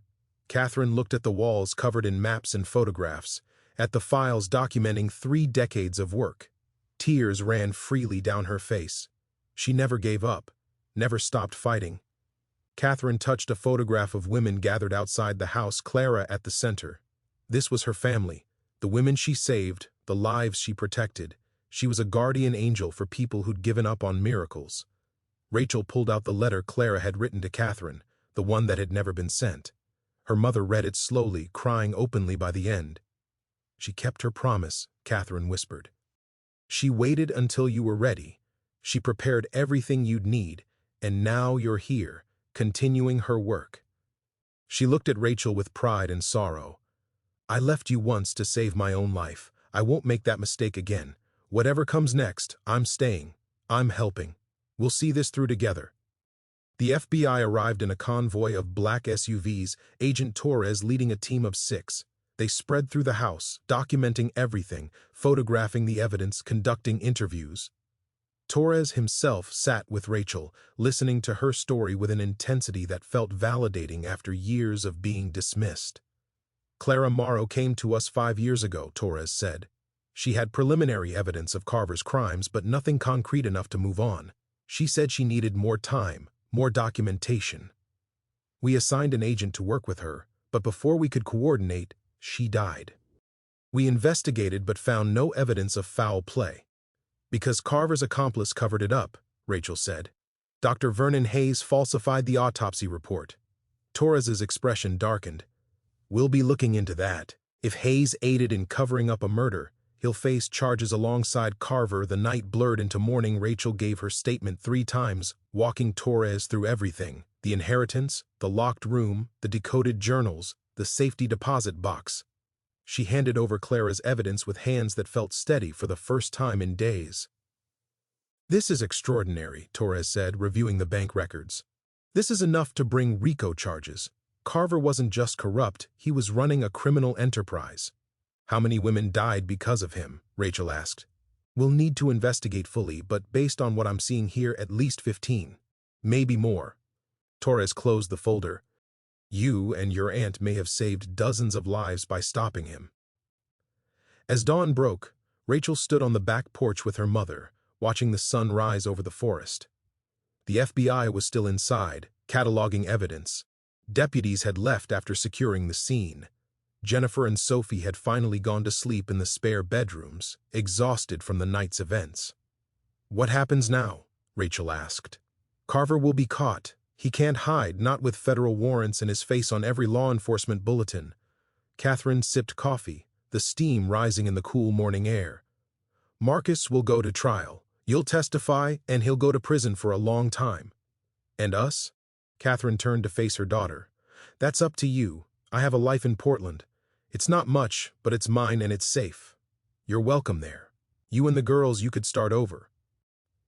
Rachel thought of Emma and Lily staying with Marcus's mother, probably terrified and confused. She thought of the house behind her, Clara's legacy, the network of women who needed a guardian. She thought of the locked room upstairs, the files and maps and endless documentation of lives saved and lives lost. "I'm not running anymore," she said. "Clara left this for me. The house, the work, the responsibility. I'm going to stay. I'm going to continue what she started." Catherine smiled, sad and proud. "She knew you would. That's why she left everything to you. You have her strength, her stubbornness, her refusal to accept injustice. Will you stay? At least for a while? I'll stay as long as you need me." "We have 35 years to make up for." Catherine put her arm around Rachel's shoulders. "And I want to meet my granddaughters, if that's all right with you." Rachel leaned into her mother's embrace, letting herself be held for the first time in decades. "I'd like that. They should know their grandmother." The sun climbed higher, burning off the morning mist. Inside the house, the FBI continued their work. Outside, the forest stood witness to the night's violence and the morning's peace. Rachel felt the weight of everything that had happened, everything still to come. But for the first time in 16 years, she felt hope. The FBI established a command post in Ashford Springs, taking over the town's small community center to coordinate the manhunt for Carver. Agent Torres briefed Rachel on the progress. 3 days after the attack, Carver had disappeared completely, his SUV found abandoned at a rest stop near the Idaho border. "He's running," Torres said. "But he won't get far. We've frozen his accounts, alerted Border Patrol, issued warrants in all 50 states. It's just a matter of time." Rachel sat in on the briefing, Jennifer beside her in her capacity as legal counsel. The attorney had taken a leave of absence from her practice to help Rachel navigate the legal maze that had become her life. Restraining orders, custody hearings, witness protection considerations, estate management. The paperwork seemed endless. "What about the women?" Rachel asked. "The ones in the network. Are they safe?" "We've contacted 47 women who were relocated by Clara Morrow's network," Torres said. "All have been notified of the situation. We're offering enhanced security to anyone who feels at risk." "And the ones who died? The ones Carver found?" Torres's expression grew heavy. "We're reopening those investigations. 15 confirmed deaths that match the pattern, women in hiding who died in suspicious circumstances. Another 8 possibles we're still evaluating. The families deserve answers." Rachel thought of Clara's wall of photographs, the red X marks over faces of women who'd thought they were safe. "My aunt spent 5 years investigating this. She knew something was wrong long before you did." "I know. And I regret that we didn't take her concerns more seriously at the time." Torres met Rachel's eyes. "We're taking them seriously now. This is a priority case. The bureau director himself is monitoring the investigation." After the briefing, Rachel returned to the house with Jennifer and her mother. The place felt different now, less sanctuary and more command center. The FBI had left equipment behind, secure phones, panic buttons, direct lines to the field office. Rachel was no longer just a victim seeking protection. She was a witness in a federal case, a key player in bringing down a corrupt cop. But she was also a mother who hadn't seen her daughters in a week. Marcus's mother, Gloria, had refused Rachel's calls at first. She didn't believe Marcus could be violent, didn't want to hear evidence that contradicted her image of her son. But Jennifer had intervened, filing emergency custody motions and documenting Marcus's arrest. Finally, Gloria had agreed to bring the girls to Ashford Springs. They arrived on a gray afternoon, Gloria's sedan pulling up to the house with Emma and Lily visible in the back seat. Rachel's heart clenched at the sight of them. Emma, 16 and trying to look brave. Lily, 12 and openly scared. Both of them pale and drawn, marked by the trauma of everything that had happened. Rachel met them in the yard. Emma climbed out of the car first, looked at her mother's fading bruises, and burst into tears. Lily followed, clinging to her sister's hand. "I'm so sorry," Rachel said, gathering them both into her arms. "I'm so sorry I left without saying goodbye. I'm so sorry you've been scared." "Marcus told us you'd abandoned us," Emma sobbed. "He said you didn't want to be our mom anymore." "That's not true. That will never be true." Rachel pulled back, looked both girls in the eyes. "I left because I was hurt and afraid, but I would never, ever abandon you. You're the reason I survived. The reason I kept fighting." Gloria stood by her car, arms crossed, face hard. "They said Marcus is in jail. They said he attacked you. He did. And I have the medical records to prove it." Rachel kept her voice even, refusing to match Gloria's hostility. "He's hurt me before. Many times. I protected the girls by leaving when I did. Marcus would never—" "Yes, he would. He has. And you knew, Gloria. You saw the bruises. You heard my excuses. You chose not to believe because it was easier." Rachel's voice shook but held firm. "Your son is violent. Your son is in jail because he brought a corrupt detective to attack me. Those are facts, not accusations." Gloria's face crumpled. She got back in her car without another word and drove away, leaving the girls standing in the yard with their hastily packed bags. Catherine appeared on the porch, and Rachel felt a surge of gratitude for her presence. "Girls, there's someone I'd like you to meet. This is Catherine. She's my mother." "Your grandmother?" Emma's eyes widened. "But you said she died when you were little. I thought she had, but I was wrong." Rachel took a shaky breath. "It's a long story, and I'll tell you all of it. But the short version is that she had to hide from someone dangerous, and I thought she was dead because that was the safest lie." Lily stepped forward, studying Catherine with open curiosity. "You're really our grandma?" Catherine knelt down, tears in her eyes. "I am, and I've wanted to meet you both for your entire lives. Your mother has told me so much about you." The ice broke slowly. They went inside, and Rachel made hot chocolate, while Catherine pulled out photo albums from her life in Portland. Pictures of a house by the water, of gardens she'd tended, of a quiet life built from nothing. Emma and Lily listened, asked questions, gradually began to understand the complicated truth of their family. That night, Rachel tucked them into the 2 spare bedrooms, kissed them goodnight like she had when they were small. Lily asked if Marcus would come back. "No," Rachel said firmly. "He's in jail, and he's going to stay there. We're safe now. Promise? I promise. And if I ever break a promise to you, you can hold me to it." Rachel smoothed hair from Lily's forehead. "No more lies. No more secrets. From now on I tell you the truth, even when it's hard." In Emma's room, her older daughter was less easily comforted. "Why didn't you leave sooner? Why did you stay with him if he hurt you?" Rachel sat on the edge of the bed, chose her words carefully. "Because I was afraid. Afraid he'd hurt me worse if I left. Afraid I couldn't support us on my own. Afraid of being alone." She took Emma's hand. "Those fears kept me trapped for years. But eventually the fear of staying became bigger than the fear of leaving. I knew something was wrong. I should have said something." "Oh, Emma, no. This isn't your burden to carry. You were a child. I was the adult. It was my job to protect you, not yours to protect me." Rachel's voice caught.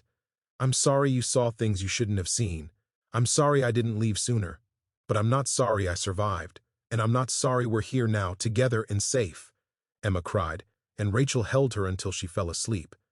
Then Rachel went downstairs to find her mother making tea in Clara's kitchen. "They're good girls," Catherine said. "Strong, like their mother." "I don't feel strong. I feel like I'm barely holding it together. That's what strength looks like sometimes." "Not confidence, just endurance." Catherine handed Rachel a cup. "You're doing better than I did. When I left, I didn't take you with me. That's haunted me every day since. You did what you had to do to survive. I understand that now." Rachel sipped the tea, felt the warmth spread through her chest. "But I want to do better. I want the girls to see me stand up and fight, not just run and hide." "Then continue Clara's work. Show them that surviving isn't enough, that we can help others survive too." Over the following weeks, Rachel began to build a new life from the wreckage of the old. She homeschooled Emma and Lily while they adjusted, letting them heal without the pressure of explaining their situation to classmates. Jennifer helped her file for divorce from Marcus, a process that would be lengthy but inevitable given his incarceration. The FBI investigation expanded. Dr. Vernon Hayes was arrested for falsifying Clara's autopsy report. 3 other women came forward with evidence that Carver had tracked them, their testimonies adding weight to the case. The state attorney general announced a grand jury investigation into corruption in the state police. And Rachel began learning the network. Sophie brought her to meetings with other women Clara had saved, introductions to the infrastructure that had operated in shadows for 3 decades. Safe houses in 12 states, lawyers who worked pro bono for victims, identity specialists who could create paper trails that stood up to scrutiny. A whole underground railroad for the 21st century, moving women and children from danger to safety. "We need someone to coordinate it," Sophie said at a meeting in Portland. 20 women sat around a conference table, all of them saved by Clara at various points in their lives. "Clara was our center. She kept the records, made the connections, ensured nothing fell through the cracks. Without her, we're scattered and vulnerable." Eyes turned to Rachel. She felt the weight of their expectation, their hope that she'd step into her aunt's shoes. "I'm not Clara," Rachel said. "I don't have her experience or her skills." "No, but you have her house, her files, her legacy." This from a woman named Diane who'd escaped with 3 children 20 years ago. "And you have something Clara didn't. You've lived through what we lived through. You understand from the inside what it takes to leave." "Clara always said you'd continue her work," Jennifer added. "She spent years preparing for it. Everything she built with you in mind." Rachel thought of the locked room upstairs, the journals filled with lives saved and lives lost. She thought of her daughters, learning that strength meant standing up, not backing down. She thought of her mother, who'd survived by running, and Clara, who'd survived by fighting. "I'll do it," Rachel said. "But I need help. I need training, support, resources. I can't do this alone." "You won't be alone." Sophie smiled. "That's the point of the network. We all help each other." They spent the next month training Rachel in the practical details of running the network. encrypted communication protocols, vetting procedures for new referrals, emergency protocols for when things went wrong, financial management for the modest donations that kept the network running. Rachel absorbed it all, filling notebooks with procedures and contacts, transforming Clara's instinctive knowledge into systematic operations. Emma and Lily slowly adjusted to their new reality. They asked questions about Clara, about the work she'd done, about the women who came to the house for meetings. Rachel answered honestly, letting them see the whole picture. Domestic violence wasn't abstract anymore. It was their history, their mother's story, their grandmother's survival. "Can we help?" Emma asked one evening. "With the network. Can we do something?" Rachel considered. "What did you have in mind?" "I could manage the website, build a better one with encryption and security features, make it easier for women to find help." Emma had been teaching herself coding for 2 years, a hobby Rachel had encouraged. "And I could help with supplies," Lily added. "When women come to the safe houses, they need things. Clothes, toiletries, basic stuff. I could organize donation drives, keep inventory." Rachel felt pride swell in her chest, her daughters choosing to be part of the solution. "I think Clara would love that." She believed everyone had something to contribute. As summer turned to fall, the house in Ashford Springs transformed. No longer empty and dusty, it filled with life and purpose. Rachel renovated the downstairs into an office space for network operations. The locked room remained her command center, but now it had company, filing cabinets in the hallway, a conference table in what had been the dining room, computers and phones, and all the infrastructure of a modern organization. Catherine stayed, dividing her time between Portland and Ashford Springs. She and Rachel rebuilt their relationship slowly, sharing stories, filling in the gaps of 35 years. It wasn't always easy. Rachel sometimes felt bitter about the years they'd lost, and Catherine carried guilt that no amount of explaining could fully erase. But they worked through it, committed to honesty even when it hurt. And through it all, Carver remained at large. The FBI followed leads across the country, chasing a man who'd learned from decades of hunting to become expert at hiding. Torres kept Rachel updated weekly, his frustration evident. "He's gone underground completely. No electronic footprint, no contact with known associates. Either he's dead or he's very, very good disappearing." "Clara would say he learned from the women he hunted," Rachel replied. "He saw how they vanished. Now he's using those same techniques.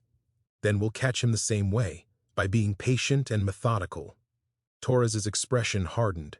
"He'll make a mistake eventually. They always do." Rachel had to trust that. Trust that justice would catch up to Carver, that Clara's death would be avenged, that the women he'd harmed would get closure. In the meantime, she had work to do. Women to help, lives to save, a legacy to honor. She was no longer running from her past. She was building toward a future where other women wouldn't have to run either. Clara had started this fight. Rachel would make sure it continued until no woman had to choose between survival and safety. Until they could have both. 3 months after the attack, Rachel received an unexpected visitor. She was working in Clara's office, updating the network's database, when a car pulled into the drive. Emma, monitoring the security cameras, called down, "Mom, there's a guy here. Says he's from the county records office." Rachel went to the door. The man was in his 30s, nervous, carrying a worn briefcase. He introduced himself as Daniel Chen, a clerk from the county assessor's office. "I'm sorry to bother you, Ms. Morrow, but I found something while digitizing old records, something I think you should see." He pulled out a folder. "These are documents related to your aunt's death. They were misfiled, put with property records instead of the coroner's office files." Rachel's pulse quickened. "What kind of documents?" "The original autopsy report, the real one before it was altered." Daniel's hands shook as he opened the folder. "My supervisor told me to destroy these. Said they were duplicates, no longer relevant.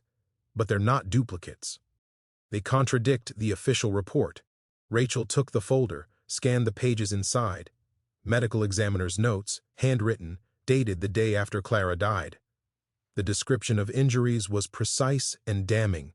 Bruising around the throat consistent with strangulation, defensive wounds on the hands and forearms.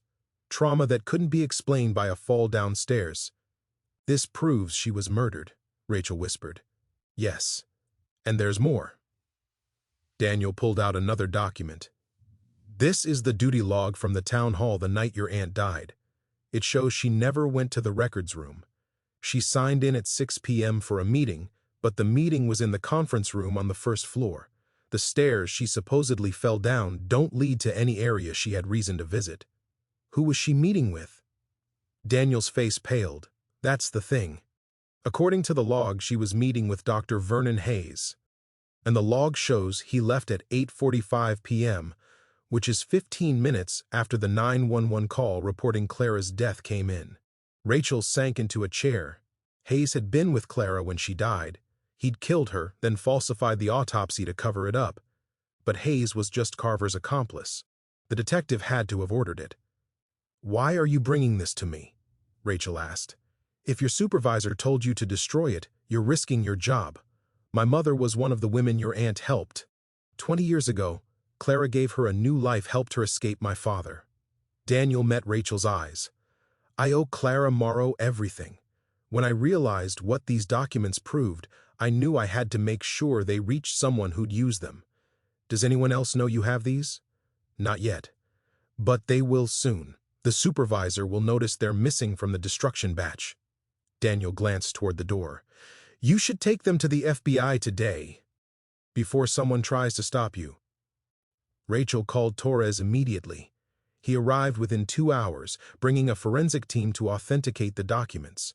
The autopsy report checked out, genuine paper from the correct time period, handwriting matching samples from the original medical examiner, details that aligned with the scene photographs Torres had reviewed. "This changes everything," Torres said. "We can charge Hayes with first-degree murder now, not just falsification of records. And we can prove conspiracy between Hayes and Carver. This might be enough to force Hayes to turn on Carver, give up his location in exchange for a reduced sentence." Rachel watched the FBI agents work, photographing and cataloging evidence. Daniel sat in the living room, pale but resolute, giving his statement to an agent. He'd done the right thing at great personal cost. Rachel made a mental note to help him however she could when this was over. Torres pulled Rachel aside. "There's something else. We've been analyzing Carver's known movements before he disappeared. He withdrew $50,000 in cash from various accounts the day before the attack on your house. That's enough to live on for a while if he's careful. So he planned to run even before the attack failed."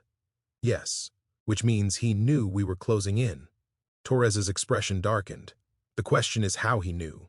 We kept the investigation quiet, limited access to need-to-know personnel. You think someone leaked information to him?" The plan took shape over 2 weeks of careful coordination.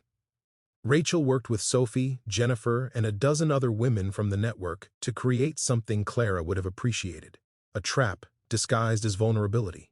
"We need to make him think he has an opening," Rachel explained at a meeting in Portland. "That I've let my guard down, that the FBI has reduced security. He won't risk coming after me while I'm surrounded by agents. So we create the illusion I'm alone," Sophie finished. "Isolated and unprotected, exactly. We let him think he's found his chance." Agent Torres objected strenuously when Rachel presented the plan. "Absolutely not. You're a witness in a federal case. I can't authorize using you as bait." "You're not authorizing it. I'm doing it anyway." Rachel kept her voice calm but immovable. "Carver will come for me eventually. This way, we control when and where it happens. And if something goes wrong, if our backup doesn't arrive in time, then I'll handle it myself. I'm not defenseless anymore." Rachel had spent the past months training with Sophie, learning not just how to shoot, but how to think tactically, how to assess threats, how to stay calm under pressure. Clara survived alone for 73 years before Carver got her. "I'm younger, I have backup, and I have every reason to survive." Torres looked at Jennifer. "You're her lawyer. Tell her this is insane. I'm also one of Clara's.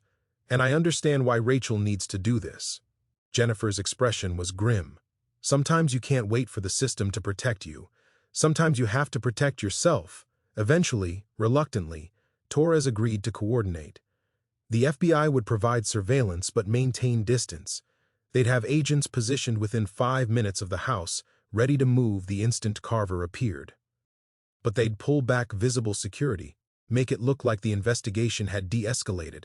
like Rachel was no longer a priority concern. The network helped spread the bait. Sophie leaked information through channels she knew were compromised, hints that Rachel was alone at the house, that her mother had returned to Portland, that the FBI had reduced protection. Jennifer filed public court documents that required Rachel's presence at the house for depositions. Emma posted on social media carefully crafted messages suggesting her mother was struggling, isolated, vulnerable. Every detail was designed to draw Carver out, to make him believe his chance had come. Meanwhile, Rachel fortified the house.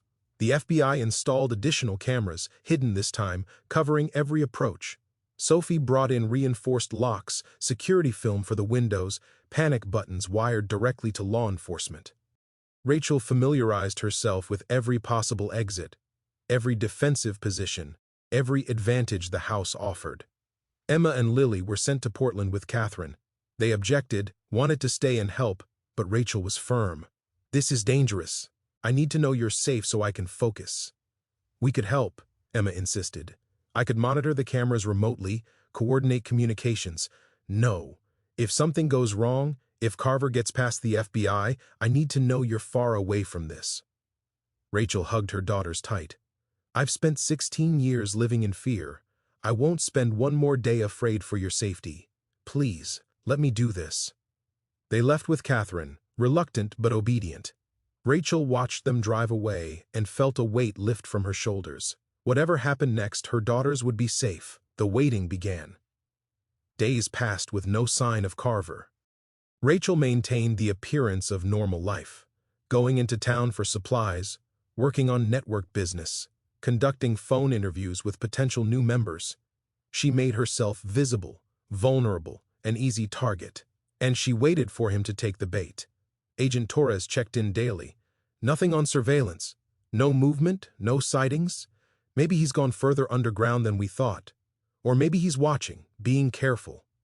Learning my patterns before he moves. Rachel stood at the window, scanning the forest. "He's out there. I can feel it." Sophie stayed close, sleeping in the guest room, maintaining the fiction that she was just visiting. Jennifer came and went, playing her role as Rachel's attorney. But at night, when the house was quiet, Rachel lay awake and listened for sounds that didn't belong. 2 weeks into the operation, the first sign appeared. Rachel was reviewing network files when she noticed something wrong with the security system.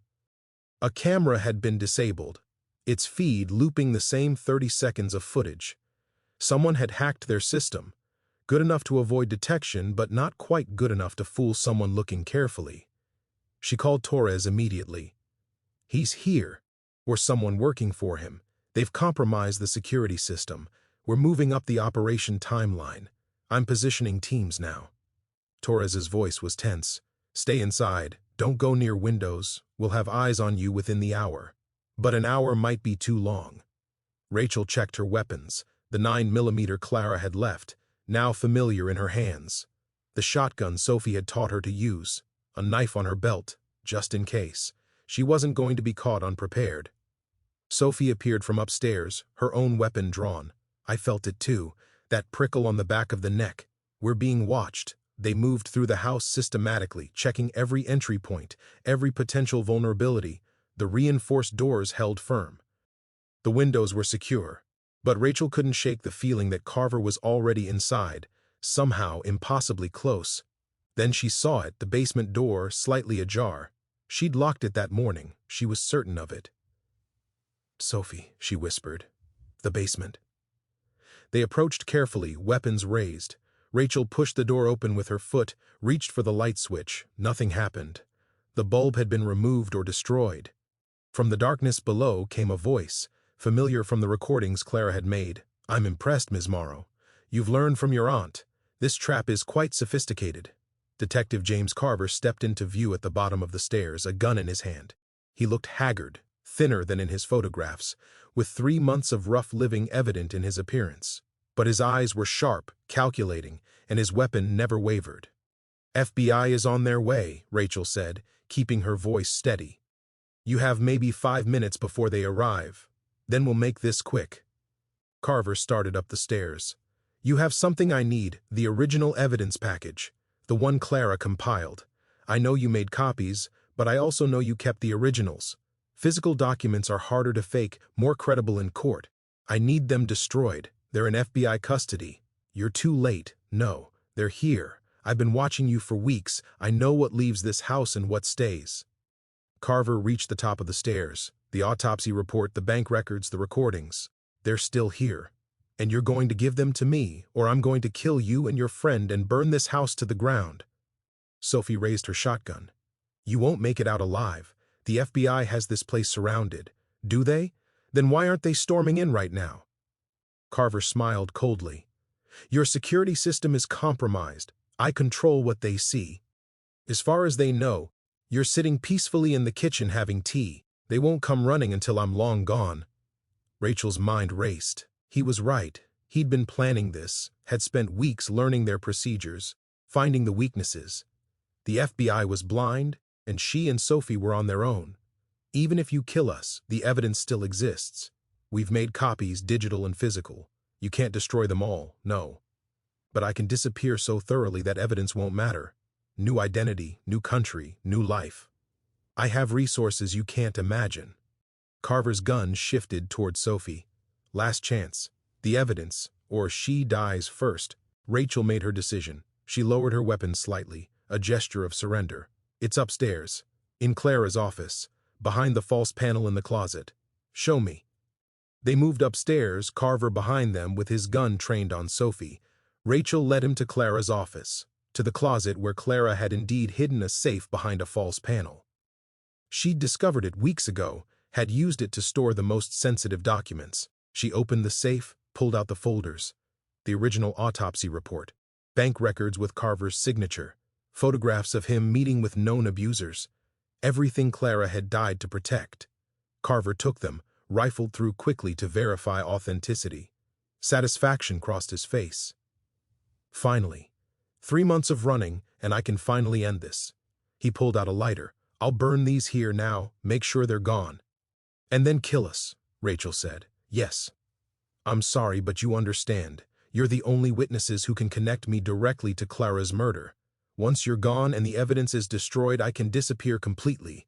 Hayes will rot in prison, and I'll be free. He set the folders on Clara's desk, flicked the lighter open. The flame caught on the edge of a document, and Rachel moved. She'd been training for this moment, muscle memory taking over. She knocked the burning papers toward Carver's face, forcing him to flinch back. Sophie swung the shotgun, catching him in the ribs. His gun fired, the shot going wide, punching through the window. Rachel grabbed his gun hand, fighting for control of the weapon. They struggled, crashing into the desk, scattering papers. Carver was stronger, but Rachel fought with desperate fury. She thought of Clara, strangled by Dr. Hayes on Carver's orders. She thought of the women who died because this man valued money over lives. Sophie recovered, raised the shotgun, but couldn't fire without risk of hitting Rachel. The two figures were locked together, rolling across the floor. Carver got the upper hand, pinned Rachel down, brought his gun toward her face. She saw her death in his eyes, the cold calculation of a man who'd killed before and would kill again. Then Sophie brought the shotgun stock down on the back of Carver's head. He collapsed, unconscious, the gun falling from his hand. Rachel shoved him off, gasping. The burning papers had set the curtains alight. Sophie grabbed a blanket, smothered the flames before they could spread. FBI agents burst through the door, weapons drawn, Torres at the front. They took in the scene, Carver unconscious on the floor, Rachel and Sophie alive but shaken, evidence scattered everywhere. We heard the gunshot, came running, Torres said. Are you hurt? We're fine. He hacked your surveillance. You were seeing a loop. Rachel stood on shaking legs. But we got him. It's over. Torres cuffed Carver, called for paramedics. The detective was beginning to stir, groaning, trying to resist even unconscious. Torres read him his rights in a voice of absolute satisfaction. Rachel picked up the evidence folders, some singed but mostly intact. Clara's life's work, preserved despite Carver's best efforts. She held them close, feeling the weight of everything they represented. Clara, she whispered, we got him. It's finished. Outside, the forest was quiet. The house stood secure, and for the first time in 3 months, Rachel felt truly safe. The hunt was over, justice had won, and she'd survived to see it. Carver was transported to federal custody, charges including murder, conspiracy, corruption, and attempted murder. The evidence Rachel had preserved ensured he'd never see freedom again. Torres estimated a life sentence without possibility of parole, possibly the death penalty given the number of victims involved. The media descended on Ashford Springs within hours. News vans lined the main street, reporters clamoring for interviews with the woman who'd brought down a corrupt detective. Rachel refused them all. This wasn't her story to sell. It was Clara's legacy and the private triumph of 200 women who'd been given second chances. As night fell and people began to leave, Rachel returned to Clara's office, the room where she'd first discovered the truth, where she'd decoded journals and planned operations and learned what her aunt had really been. She sat at the desk, pulled out a blank journal, and began to write. Clara taught me that surviving isn't enough, that we have a responsibility to help others survive too. I didn't understand that when I came here, broken and afraid. I thought survival was the victory. But she knew better. She knew that real victory meant transforming pain into purpose, fear into action, victimhood into power. Today, 6 months after your killer was caught, I want you to know that your work continues, that the woman you helped save, my mother, is here helping me continue it, that your house has become a home for dozens of women who needed what you gave me, a second chance, that the network you built in secret is now recognized, supported, and growing stronger every day. I promise you, Clara, I promise that every woman who needs help will find it, that every child growing up in violence will have a path to safety, that no woman will face what we faced alone. This is my promise to you, my vow, my commitment. The work continues, the fight goes on, and your legacy will never die. Rachel closed the journal, placed it on the shelf beside Clara's. 2 generations of guardians, their work documented, their purpose clear. And someday, perhaps, Emma or Lily or another woman entirely would add a third journal, continuing the chain. The night was quiet around her. The house stood solid and safe. Tomorrow would bring new challenges, new women needing help, new battles to fight. But tonight, Rachel allowed herself to rest, to feel the satisfaction of a fight won, an enemy defeated, a legacy honored. She was no longer running. She was no longer hiding. She was standing her ground, protecting others, continuing the work Clara had died to preserve. And she would never stop. Not until every woman who needed sanctuary could find it.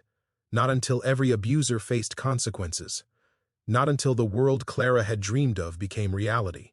That was her promise, her purpose, her life's work, and she was just getting started. As night fell and people began to leave, Rachel returned to Clara's office, the room where she'd first discovered the truth, where she'd decoded journals and planned operations and learned what her aunt had really been. She sat at the desk, pulled out a blank journal, and began to write. Clara taught me that surviving isn't enough, that we have a responsibility to help others survive too. I didn't understand that when I came here, broken and afraid. I thought survival was the victory. But she knew better. She knew that real victory meant transforming pain into purpose, fear into action, victimhood into power. Today, 6 months after your killer was caught, I want you to know that your work continues, that the woman you helped save, my mother, is here helping me continue it, that your house has become a home for dozens of women who needed what you gave me, a second chance, that the network you built, in secret, is now recognized, supported, and growing stronger every day. I promise you, Clara, I promise that every woman who needs help will find it, that every child growing up in violence will have a path to safety, that no woman will face what we faced alone. This is my promise to you, my vow, my commitment. The work continues, the fight goes on, and your legacy will never die. Rachel closed the journal, placed it on the shelf beside Clara's. 2 generations of guardians, their work documented, their purpose clear. And someday, perhaps, Emma or Lily or another woman entirely would add a third journal, continuing the chain. The night was quiet around her. The house stood solid and safe. Tomorrow would bring new challenges, new women needing help, new battles to fight. But tonight, Rachel allowed herself to rest, to feel the satisfaction of a fight won, an enemy defeated, a legacy honored. She was no longer running, she was no longer hiding, she was standing her ground, protecting others, continuing the work Clara had died to preserve, and she would never stop. Not until every woman who needed sanctuary could find it. Not until every abuser faced consequences. Not until the world Clara had dreamed of became reality. That was her promise, her purpose, her life's work, and she was just getting started.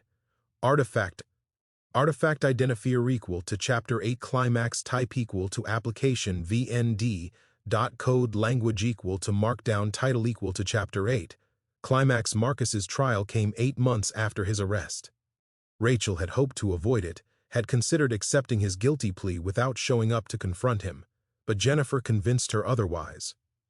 He needs to hear from you. The judge needs to hear what he did, and you need to face him from a position of strength, not run away. So Rachel prepared a victim impact statement. She wrote and rewrote it, trying to capture 16 years of fear in words that wouldn't sound melodramatic. Catherine helped, offering perspective from her own experience. Emma and Lily read drafts, adding their own observations about what they'd witnessed. The final statement was 3 pages long, not a catalog of every injury, but a careful explanation of what abuse had done to Rachel's sense of self, her ability to trust, her understanding of what she deserved. The courthouse was modern and sterile, nothing like the old buildings Rachel had imagined. She sat in the gallery with Catherine, Sophie, and Jennifer beside her. Emma and Lily had wanted to come, but Rachel had said no. They didn't need to see their father in orange jumpsuit and chains. Marcus was brought in. He looked smaller than Rachel remembered, diminished by incarceration. His eyes found her immediately, and she saw something there she'd never seen before: uncertainty. He wasn't sure what she'd say, wasn't sure he could control the narrative anymore. Good. The judge, a woman in her 50s with steel-gray hair, reviewed the case file. Marcus had pled guilty to aggravated assault, violation of restraining order, and conspiracy. The prosecution recommended 5 years. The defense was asking for 3 with early parole eligibility. "Ms. Morrow, I understand you've prepared a statement," the judge said. Rachel stood. Her hands didn't shake. Her voice didn't waver. She'd practiced this until the fear was gone. "Your Honor, I lived with Marcus Voss for 16 years. During that time, he assaulted me approximately 100 times. I went to the emergency room 3 times with injuries I lied about. I wore long sleeves in summer to hide bruises. I taught my daughters to be quiet when Daddy was angry, to disappear into their rooms, to never provoke him." She looked at Marcus, made sure he was watching.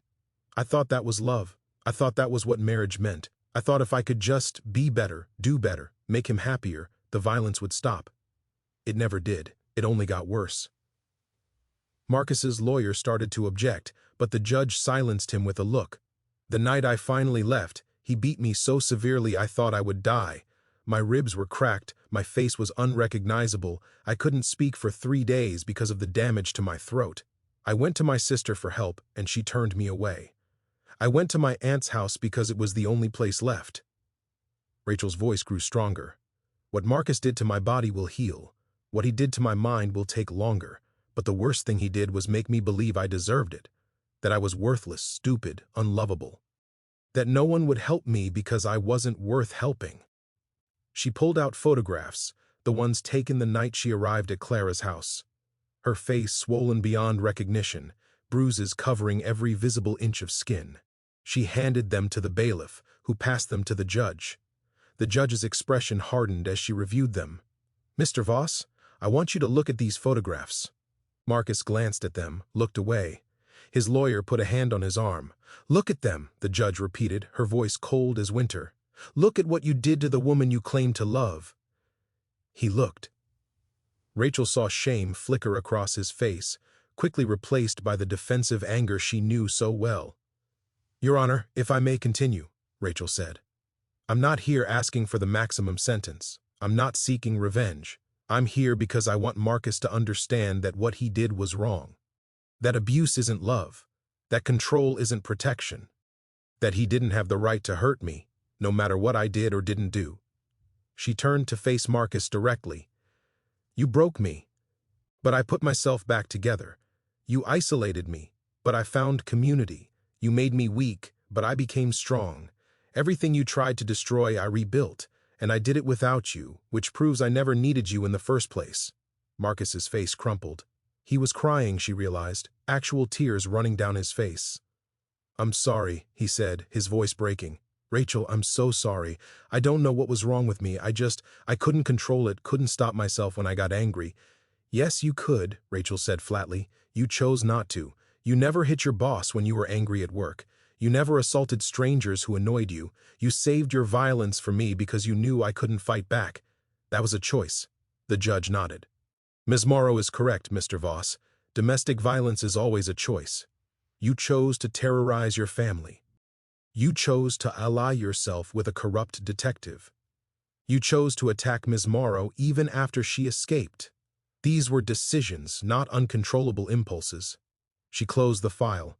"I've reviewed the case thoroughly. The prosecution's recommendation is 5 years. The defense asks for 3. I'm sentencing you to 7 years in state prison, no possibility of parole. You'll be required to complete domestic violence counseling, and you'll be subject to a permanent restraining order preventing contact with Miss Morrow or her daughters." Marcus's lawyer objected. "Your Honor, 7 years is excessive for a first-time offender. Mr. Voss's offense occurred over 16 years and included approximately 100 assaults on his partner. That he wasn't arrested previously is a failure of the system, not evidence of good behavior." The judge's expression was granite. "7 years is generous. If I could impose more, I would." The bailiff led Marcus away. He looked back at Rachel one last time, his face a mask of desperation and rage. She met his eyes without flinching, without fear. He had no power over her anymore. Outside the courthouse, Catherine hugged Rachel fiercely. "You were magnificent. Clara would have been so proud." "I was terrified," Rachel admitted. "The whole time, I was terrified I'd freeze, I'd break down, I'd prove him right that I was weak." "But you didn't. You stood strong and you told your truth." Sophie grinned. "And you got him 7 years. That's 2 more than the prosecution asked for." They celebrated quietly that night, just the family and closest friends. Emma and Lily wanted to hear everything, and Rachel told them, leaving out nothing. They deserved to understand what their father had done, what justice looked like, why she'd fought so hard. "Are you glad," Lily asked, "that he's going to prison?" Rachel considered. "I'm not glad anyone has to go to prison, but I'm glad he's facing consequences. I'm glad the judge believed me. I'm glad he can't hurt us anymore." Emma was quiet, processing. Finally, she said, "I remember being scared of him, not all the time, but sometimes when he'd yell, or throw things, or look at you in that way that made you disappear into yourself. I knew something was wrong, but I didn't know what to do. You were children. It wasn't your job to protect me." Rachel pulled both girls close. "But you helped me survive by existing, by giving me reasons to stay alive. Every time I wanted to give up, I thought about you two and found the strength to keep going." The conversation continued into the night, a family processing shared trauma, building shared understanding. It hurt, this brutal honesty. But it also healed, this willingness to speak truth without sugarcoating. A week after the trial, Rachel received a letter from Marcus. She almost threw it away unread, but curiosity won. The letter was 5 pages of apology, explanation, self-justification. He was sorry. He'd been raised in violence himself. He'd never learned healthy ways to express anger. He wanted her to know he was getting help, working on himself, becoming better. Rachel read it once, then burned it. His apologies weren't her responsibility. His healing wasn't her concern. She'd survived him, and that was enough. But there was one final piece of business to address. The network had helped 200 women over 3 decades. But what about the ones who'd stayed? The ones like Rachel had been, trapped by fear and circumstance and the terrible logic of abuse. Rachel proposed a new initiative at the network's quarterly meeting. "We focused on helping women escape, but we should also focus on prevention, on education, on reaching women before they get to the point where escape is the only option." She outlined a program: workshops on healthy relationships, warning signs of abuse, resources for early intervention, partnerships with schools, churches, community centers, a hotline not just for crisis but for questions. for women wondering if what they're experiencing is normal. Some women won't leave, Rachel said. For their own reasons, legitimate or not, they'll stay. But maybe if we reach them early enough, give them information and support, they'll recognize abuse before it escalates. They'll have language for what's happening. They'll know they're not alone. The proposal passed unanimously. Clara's network would expand beyond rescue to include prevention. They'd catch women before they fell as well as after. Emma volunteered to build the website for the new initiative. Lily organized the first supply drive for educational materials. Catherine and Sophie began training volunteers. Jennifer drafted partnership agreements with local organizations. Rachel coordinated it all, her aunt's desk now truly her own the work. Clara started now expanded beyond even Clara's vision. The network was growing, evolving, becoming something more comprehensive than one woman's secret operation. 3 months after Marcus's sentencing, Rachel received an unexpected call. A woman's voice, young and scared. "Is this the Clara Morrow Network?" "Yes," Rachel said gently. "How can we help you?" "My boyfriend, he's starting to get mean. Pushing me, calling me names." "My friend said you help women leave abusive relationships." "We do, but you're still in the early stages. Have you considered counseling, intervention that might stop the escalation?" A pause. "I didn't know that was an option. I thought you only helped women who were already, beaten up." "No, we help at every stage, from the first warning sign to emergency escape." Rachel pulled up the new resource database Emma had built. "Let me tell you about some options." They talked for an hour. Rachel provided contacts for counselors, legal advisors, safety planning resources. The woman, whose name was Sarah, wasn't ready to leave, but she was ready to acknowledge something was wrong, to start protecting herself, to build an exit plan in case things got worse. "Thank you," Sarah said at the end of the call. "My friend said you saved her life. Maybe you just saved mine too." After the call ended, Rachel sat in silence, feeling the weight of what they'd built. One call at a time, one woman at a time, they were changing the landscape of domestic violence response. Clara had focused on rescue because that was the need she'd seen. Rachel was expanding to include prevention because that was the need she'd lived. Different approaches, same goal, keeping women alive and helping them thrive. That night, Rachel updated Clara's journal with Sarah's story. Not with identifying details, but with the essence, another life touched, another woman given tools and hope. The journal was filling up fast.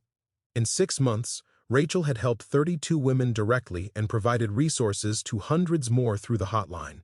She was no longer just continuing Clara's work. She was expanding it, improving it, building something that would outlast them both. A true network, professionally run but personally invested. A safety net that caught women at every stage of abuse, from first warning sign to emergency escape. Marcus was in prison. Carver was awaiting trial. Hayes was serving life. The men who'd terrorized women for profit and pleasure were facing justice. But more importantly, the women were healing, thriving, surviving. That was the real victory. Not punishment for the guilty, but protection for the innocent. Not revenge, but prevention. Not just escape, but transformation. Rachel closed the journal, turned off the lights, and headed upstairs. Tomorrow would bring new challenges, new calls, new women needing help. But tonight, she could rest in the knowledge that the work was good, the mission was clear, and Clara's legacy was secure. She'd survived, she'd fought, she'd won, and now she was helping others do the same. That was enough. That was everything. That was the point of it all. Artifact. Artifact identifier equal to Chapter 9 resolution type equal to application vnd.cant.code. Code. Language equal to Markdown. Title equal to Chapter 9. Resolution. 1 year after Rachel first arrived at Clara's house, bleeding and broken, she stood on the same porch and marveled at how much had changed. The house had been renovated completely. The yard cleared and landscaped. A new sign by the drive, Haven House, a Clara Morrow sanctuary. The network had raised funds to purchase 2 additional safe houses, one in Portland and one in Eugene. They had a full-time staff of 8. A budget that allowed them to help women without worrying about funding, and partnerships with organizations across the state. But the real measure of success wasn't in buildings or budgets. It was in the letters Rachel received, dozens of them, from women the network had helped. "You saved my life. I'm safe now, starting over, and it's because of you. My children are healing. We're healing. Thank you for giving us this chance. I didn't believe I could leave. You showed me I could. You showed me I was worth saving." Rachel kept every letter in a filing cabinet Clara had left behind, a physical record of lives reclaimed. When the work felt overwhelming, when she doubted whether she was doing enough, she'd read a few letters and remember why it mattered. Emma had graduated high school early, accepted to MIT on a full scholarship for computer science. She'd continue managing the network's digital infrastructure remotely, already building systems that would help other organizations replicate their model. At 17, she'd found her purpose, using technology to save lives. Lily, now 13, had become the youngest member of the network's board. She attended meetings, offered perspectives no one else could provide, and coordinated the youth outreach program for children of abuse survivors. She'd grown from a frightened child into a fierce advocate, determined that no kid would suffer what she'd witnessed. Catherine had sold her house in Portland and moved to Ashford Springs permanently. She and Rachel worked side by side daily. Their relationship healed as much as any relationship, broken by decades of absence, could be. They'd never recover the lost years, but they were building new ones, and that was enough. Sophie remained Rachel's closest advisor, the person she called when decisions felt impossible. They'd survived combat together, and that created a bond nothing could break. Sophie was training the next generation of network coordinators, passing on everything Clara had taught her. Jennifer had taken on 37 domestic violence cases in the past year, winning custody for mothers, securing restraining orders, navigating the legal system with the expertise of someone who'd lived it. She was writing a book about Clara's network, hoping to inspire similar operations nationwide. Marcus was serving his sentence in state prison. Rachel received occasional letters from him, each one variations on the same theme: apology, self-pity, requests for forgiveness. She didn't respond. His healing wasn't her responsibility, but she'd heard he was attending counseling, working in the prison library, trying to become someone different. She hoped it was true, for his own sake if not hers. Carver's trial had concluded with a guilty verdict on all counts: life without parole, multiple counts of murder, conspiracy, corruption. He'd shown no remorse, had maintained his innocence despite overwhelming evidence. He'd die in prison, and Rachel felt no sympathy. Some men never learned, some men never changed. Carver was one of them. The work continued, endless and essential.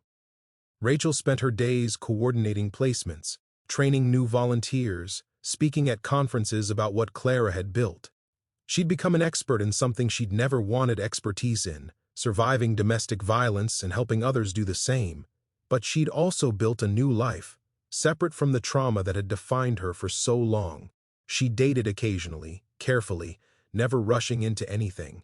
She'd learned to recognize warning signs, to trust her instincts, to value herself enough to walk away from anything that felt wrong. She'd reconnected with old friends who drifted away during her marriage to Marcus.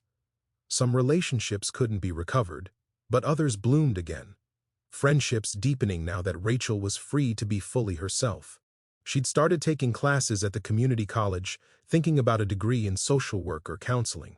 At 44, she was building the career she'd abandoned when she'd gotten pregnant at 27. It wasn't too late. It was never too late. On the anniversary of her arrival, Rachel hosted a gathering at Haven House. Women from across the network attended, a reunion of survivors who'd become sisters. They shared meals, told stories, laughed about the absurdity of life after trauma. They held a moment of silence for Clara, then released balloons as they had the year before. As the balloons drifted skyward, Rachel found the letter Clara had written her, the one that had been in the safety deposit box. She'd read it so many times she had it memorized, but she pulled it out anyway, needing the connection to her aunt. "Don't mourn me," Clara had written. "I've lived a full life on my own terms, which is more than most women of my generation could say." Rachel smiled through tears. Clara had lived on her own terms, and she'd fought until the end to help others do the same. That was the legacy Rachel had inherited. Not just a house or a network, but a mission, Help women live on their own terms, free from fear and violence. She was doing that. Every day, in ways large and small, she was continuing Clara's fight, and she'd keep doing it, for as long as women needed help, for as long as the work remained unfinished. The gathering lasted until evening. As people left, many stopped to hug Rachel, to thank her for continuing what Clara started. She accepted the gratitude but deflected the credit. This wasn't her work alone, it was collaborative, collective, a web of women helping women. After everyone left, Rachel sat on the porch with her mother and daughters, watching the sun set over the forest. The same forest she'd stared at a year ago, terrified and alone. Now it felt like home. "Clara left me a letter too," Catherine said quietly. "I found it among my things recently. Must have been there for years." What did it say? That she was proud of me. That surviving took courage she admired. That she hoped someday I'd have the chance to know you again. Catherine's voice broke. She knew this would happen. Somehow she knew you'd come here, find her work, continue it. She prepared for it years before it happened. She was always 3 steps ahead, Rachel agreed. Always planning, always preparing. That's what made her so effective. That's what makes you effective too. Catherine smiled at her daughter. You learned from her, even when you didn't know you were learning. You have her strategic mind, her refusal to accept defeat. That's why the network is thriving under your leadership. Emma and Lily had wandered into the yard, chasing fireflies in the dusk. Rachel watched them, marveling at their resilience. They'd been through trauma that would mark them for life, but they'd chosen to transform it into purpose. They were going to be extraordinary women. "I'm thinking about writing a book," Rachel said. "My story, but also Clara's. The network's history, the women we've helped. Jennifer's writing one from the legal perspective, but I want to write one from inside. From the view of someone who lived the nightmare and found a way out." "You should," Catherine encouraged. "Your voice matters. Your story could help women who are where you were a year ago, thinking escape is impossible." "What would you call it?" Emma asked, returning to the porch with Lily. Rachel thought for a moment. "Finding Clara. Because that's what this year has been. Finding her legacy, finding her strength, finding the woman she believed I could become." "I like it," Lily said. "It's perfect." They sat together as darkness fell, a family rebuilt from fragments, stronger for having been broken and repaired. Rachel felt peace settle over her, deep and genuine. She'd survived. She'd fought. She'd won. And now she was thriving. The work would continue tomorrow. There would be new women to help, new challenges to face, new battles to fight. But tonight, she could rest. Tonight, she could be grateful for survival, for family, for the chance Clara had given her to build something meaningful from pain. She thought of the thousands of women out there, trapped as she'd been, afraid as she'd been, thinking escape was impossible. She thought of the women the network would help next week, next month, next year. She thought of Clara, who'd started this with nothing but conviction and courage. "I'll keep your promise," Rachel whispered to the darkness. "I'll keep the sanctuary ready. I'll help every woman who needs it. I'll continue your fight until no woman has to choose between survival and safety." The forest whispered back, and in that whisper Rachel heard her aunt's voice. "I know you will. I always knew." The stars emerged, ancient and constant. The house stood solid, a beacon for those who needed refuge. And Rachel Morrow, survivor and guardian, sat surrounded by the family she'd fought to keep, continuing the work of a woman who'd understood that salvation sometimes meant helping others save themselves. Clara had left her this legacy. Rachel would honor it for the rest of her life. And when her time came, she'd pass it on to someone else who'd continue the chain of protection that stretched back decades and forward into whatever future they'd build together. One woman at a time, one life at a time, one chance at a time. That was the mission, that was the promise, that was enough.